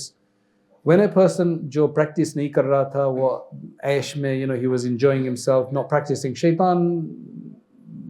Shaytaan उसका फारिग था, right? Shaytaan was like, he's sorted, वो अपनी मस्ती में, he's must है, Now that you started practicing, Shaytaan is now basically attacking you. It's as simple as that. You're just being attacked by the Shaytaan. However, the good news is, carry on, give it maybe another month or 2 or maybe 3, and just you have to respond and immunize yourself. Yes. A'udhu billahi minash shaitanir rajeem. Amantu billah, that dua we had at the beginning, right? And you literally just Durood Sharif padhte raho, at least 100 Durood Sharif morning and evening, 100 istighfar in the morning and evening, and la ilaha illallah. And inshallah shortly, and ignore a'udhu billah, anytime you have it, a'udhu billah, that's what you do, and that's it.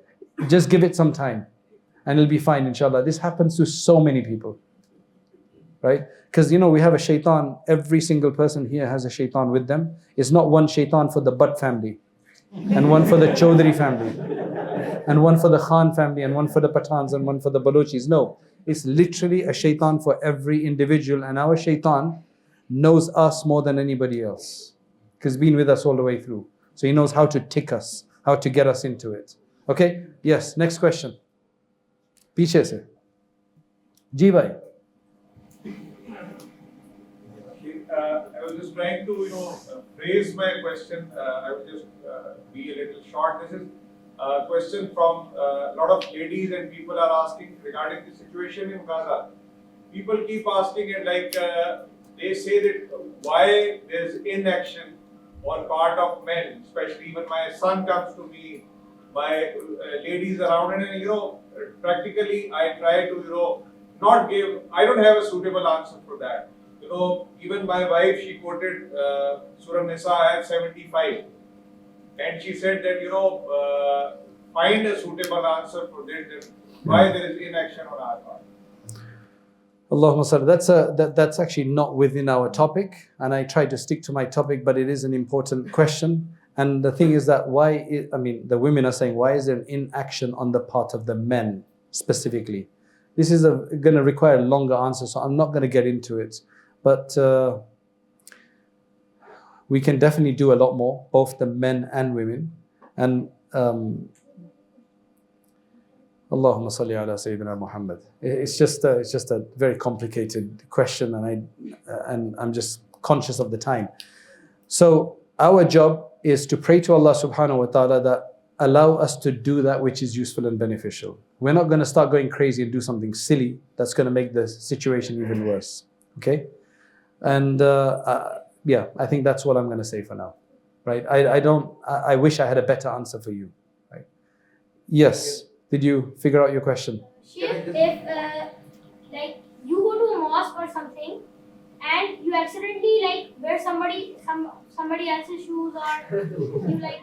Okay, that's a very controversial question. Yes. Yes, go on. And you go and you like, and that person is from out of town and he leaves the town. Then what are you supposed to do to like? Okay, got it. So our little brother here. You start liking the shoes. Yeah, our little brother is saying that you go to the masjid and you take somebody else's shoes. Right. And now the guy's left town. How do you know he's left town? How do you know he's left town? I mean, that means you've been watching him. Like. He was a businessman who came into town. Well, if you know the business, somebody's going to know the businessman. So find out his business, give him a call and say, I've got your shoes. Can I have them, please? Yes. But he also stole my shoes and. Okay. He stole your shoes as well. All right. You know what? I need to discuss this with you privately afterwards. So I'll talk to you afterwards. Coming back to that question, just a moment. I don't want to go into Gaza right now. I don't have time for that. One comment on that. Yeah. At times, we raise that question because we want to see fireworks. We are not willing to come into a state of greater submission ourselves, and that is where this question arises from. Yeah, it's just, I like to stick to my topic. I know that's a very important subject, but it's going to take me, I was trying to do it in a short amount, but I knew it was going to take me 10 minutes at least. So, yes, and then we're coming to you. Yes. The guy asked, he was agnostic or atheist, I don't know. He asked like if Allah already has decided that certain number of people will go. Yes, yeah. And I'm right.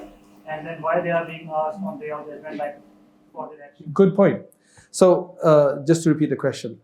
If Allah has already decided that certain people are going to go to paradise, certain people are going to go to hell, then why will people be asked in their qabr, for example, or on the Day of Judgment, why did you do this and why did you do that, right?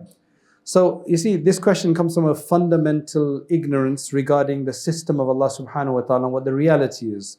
The reality is that Allah subhanahu wa ta'ala knows what everybody's going to be like afterwards because He has foreknowledge, which means He has advanced knowledge. And for Him, it's not even advanced, it's just knowledge. He just knows it because He does not live in time.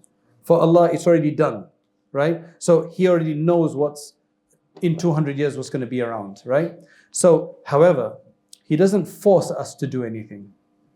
Everything is done with the free will that He gives us, and that's why we experience the free will. Now what's going to happen is that Allah is never going to send anybody to hellfire without them realizing their own problem. So, we do things in our own world, we make our choices in this world, good or bad. They're all written, recorded in multiple ways, by the angels, by our limbs, by our heart, by others, by the ground. All of that will bear witness on the Day of Judgment, and a person will not feel that he's wrong. He's like, yes, I was wrong in doing that. So that the purpose of the question is just to make the person feel correctly dealt with in a fair system. That what did you do? Okay, I did this, I agree. Nobody's going to feel wronged. So it's just to prove that point. Allah, if He wanted, He could have just left us all with Adam alayhi salam in paradise. If Allah willed, He wouldn't have just created us. If Allah willed, He could have put us all in hell as just some denizens of hellfire. The system is created is this way to give us a choice, tells us what's right, tells us what's wrong, and expects us to do. So is there any university or schooling system in Pakistan that was literally set up to fail people? मुझे बहुत अच्छा लगता है जब people fail होते हैं तो मैं तो ऐसी school बनाऊंगा कि उसमें बस सबको fail करूंगा मैं. Is there such a system? There isn't. So usually they do it for success. All of your systems, they want success, right? Your message, grammar school wants people to be succeeding. But do they all succeed? And if they don't succeed, what do? You still give them muft mein jannat? No, you don't. There's a system in that place. People forget all of that. They want to impose on Allah their own system. So essentially that's what it is, right? He created it like that for that reason. And whatever He has written as to happen, whatever He knows, is based on His foreknowledge of what we were going to do. That's essentially what it is. He asked like, Allah knows everything. Yeah. And what's in for Allah basically? Sorry? If He knows everything, then what's in for Allah? Like for us, it's the imtihan and Jannah. What's in it for Him? Yeah. I don't know. We can ask Him on the Day of Judgment. Yeah. Next person, this side, yeah. Sheikh, there was this quote of Mulana Shakuri Thangallah that the wrath of Allah is upon a person who doesn't feel bad after committing a sin. Yeah. That's a spiritual question. I want a controversial question. Let's not open this up. Otherwise, we don't want to have time. We'll be here. Yeah. Can take one more question. Okay. So keep it controversial questions, right? Because that's what this topic is for. I had a controversial question. It's not related to Islam, but it's about certain groups in Islam. No, this is more the theological issue, not like Barelvi, Deobandi, the other one. I'm not talking about that. Yeah.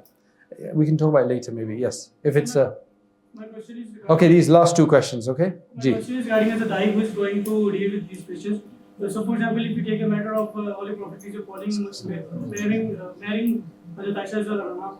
So, right now I have three answers, which is like one is the greatest difference. She is not 13. She was not 13. She was 50. Second opinion is, second answer is. That's not a good answer anyway. The Prophet ﷺ married her when she was 6 years old, and she came to live with him when she was 9 years old, and there's no doubt about that, and there's no apology for that. Okay, so my question is different. Basically, if I have multiple answers to single question, and that answers are confusing me as a dai. So how can I have a conviction if I? Well, just find out what I mean. When you're saying that you as a dai have doubts about your own answers, then don't have those answers.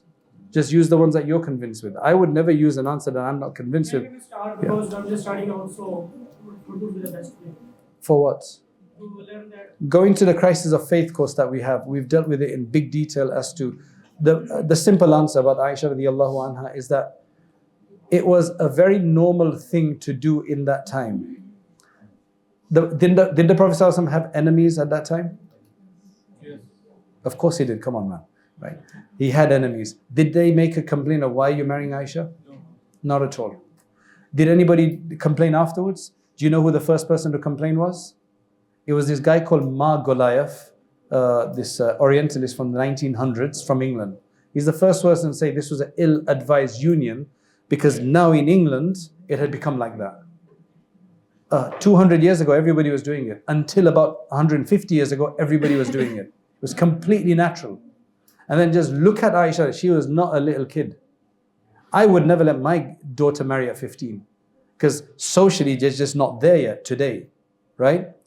And but look at the hadith that you have from her. She was literally so astute that the oldest wife, Sauda radiallahu anha, was scared of her, right? And she was an amazing person. So nobody had complained about that. That was the normal trait of that time. No enemy has responded to that, right? So again, I'll say to them, what's your problem with it? You know, you can, yes, and last question this side. Yeah.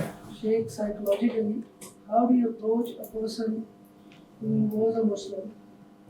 I mean, he's an ex-Muslim. Yeah, take it. Yeah. They have some recent of Islam as well.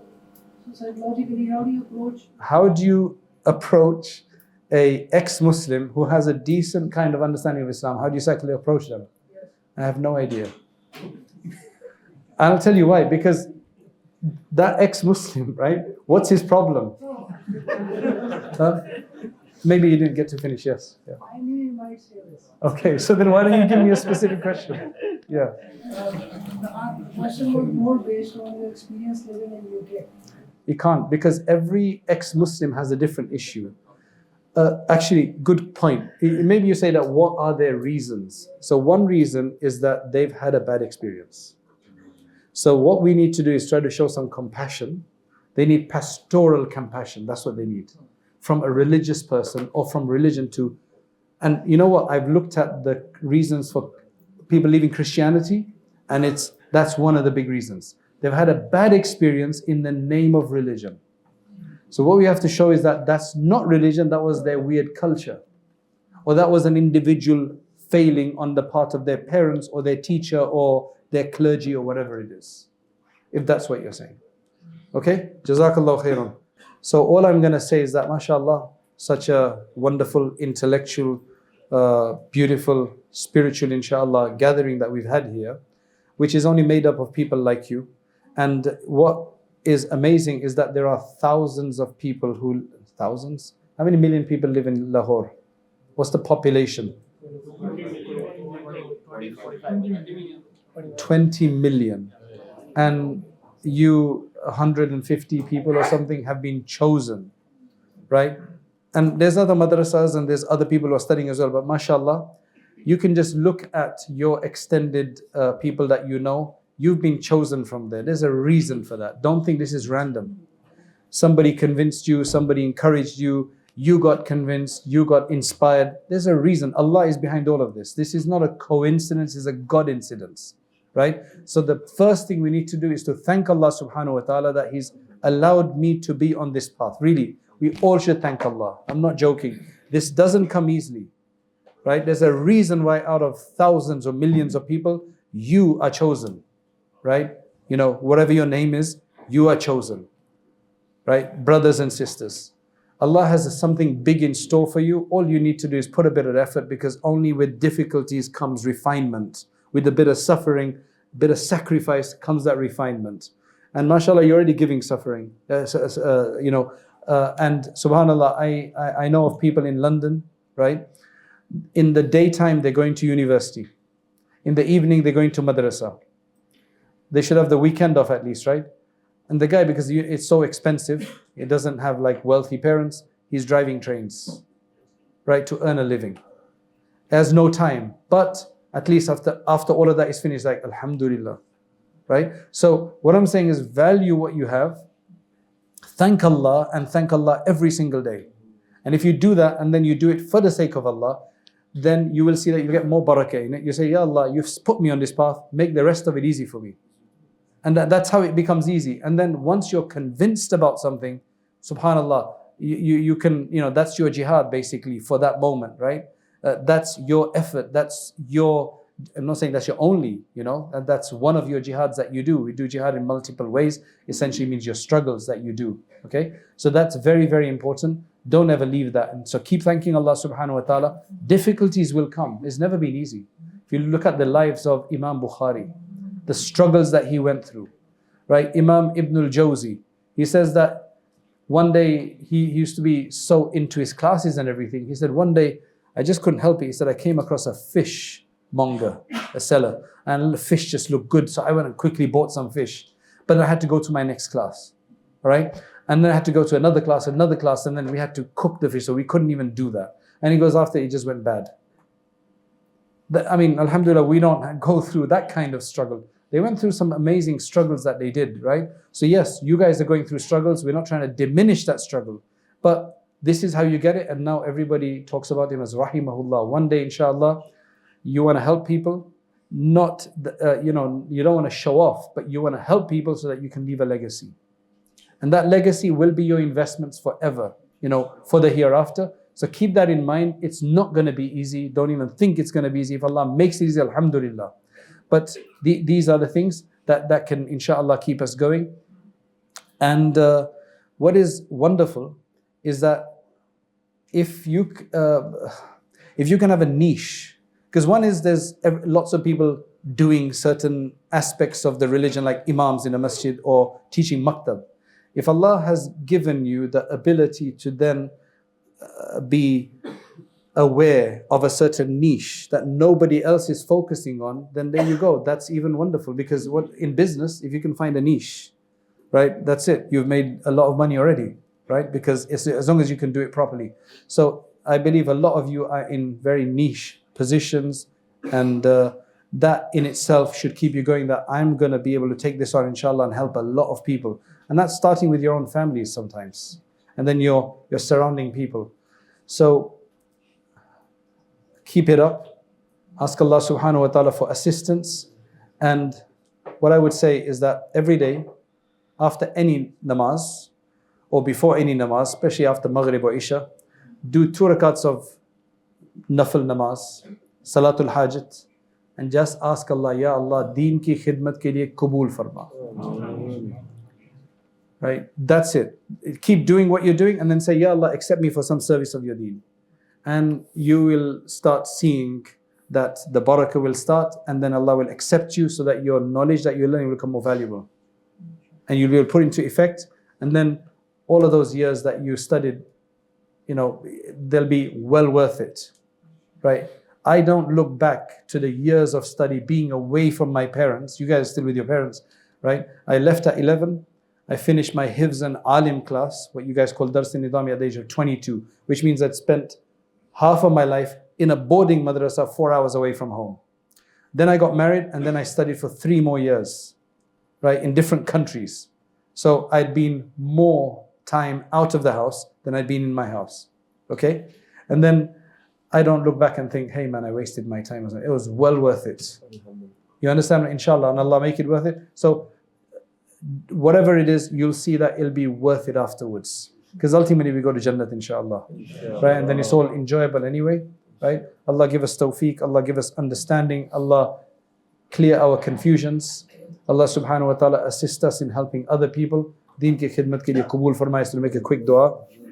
Allahumma أنت السلام ومنك السلام تبارك يا ذي الجلال والإكرام اللهم يا حي يا قيوم برحمتك نستغيث يا حنان يا منان لا إله إلا أنت سبحانك إنا كنا من الظالمين جزا الله عنا محمدا ما هو أهله يا غفار يا ستار يا حفيظ يا سلام يا لطيف يا لطيف يا ذا الجلال والإكرام Ya Allah, have mercy on us. Ya Allah, forgive us. Ya Allah, forgive us all of our wrongs.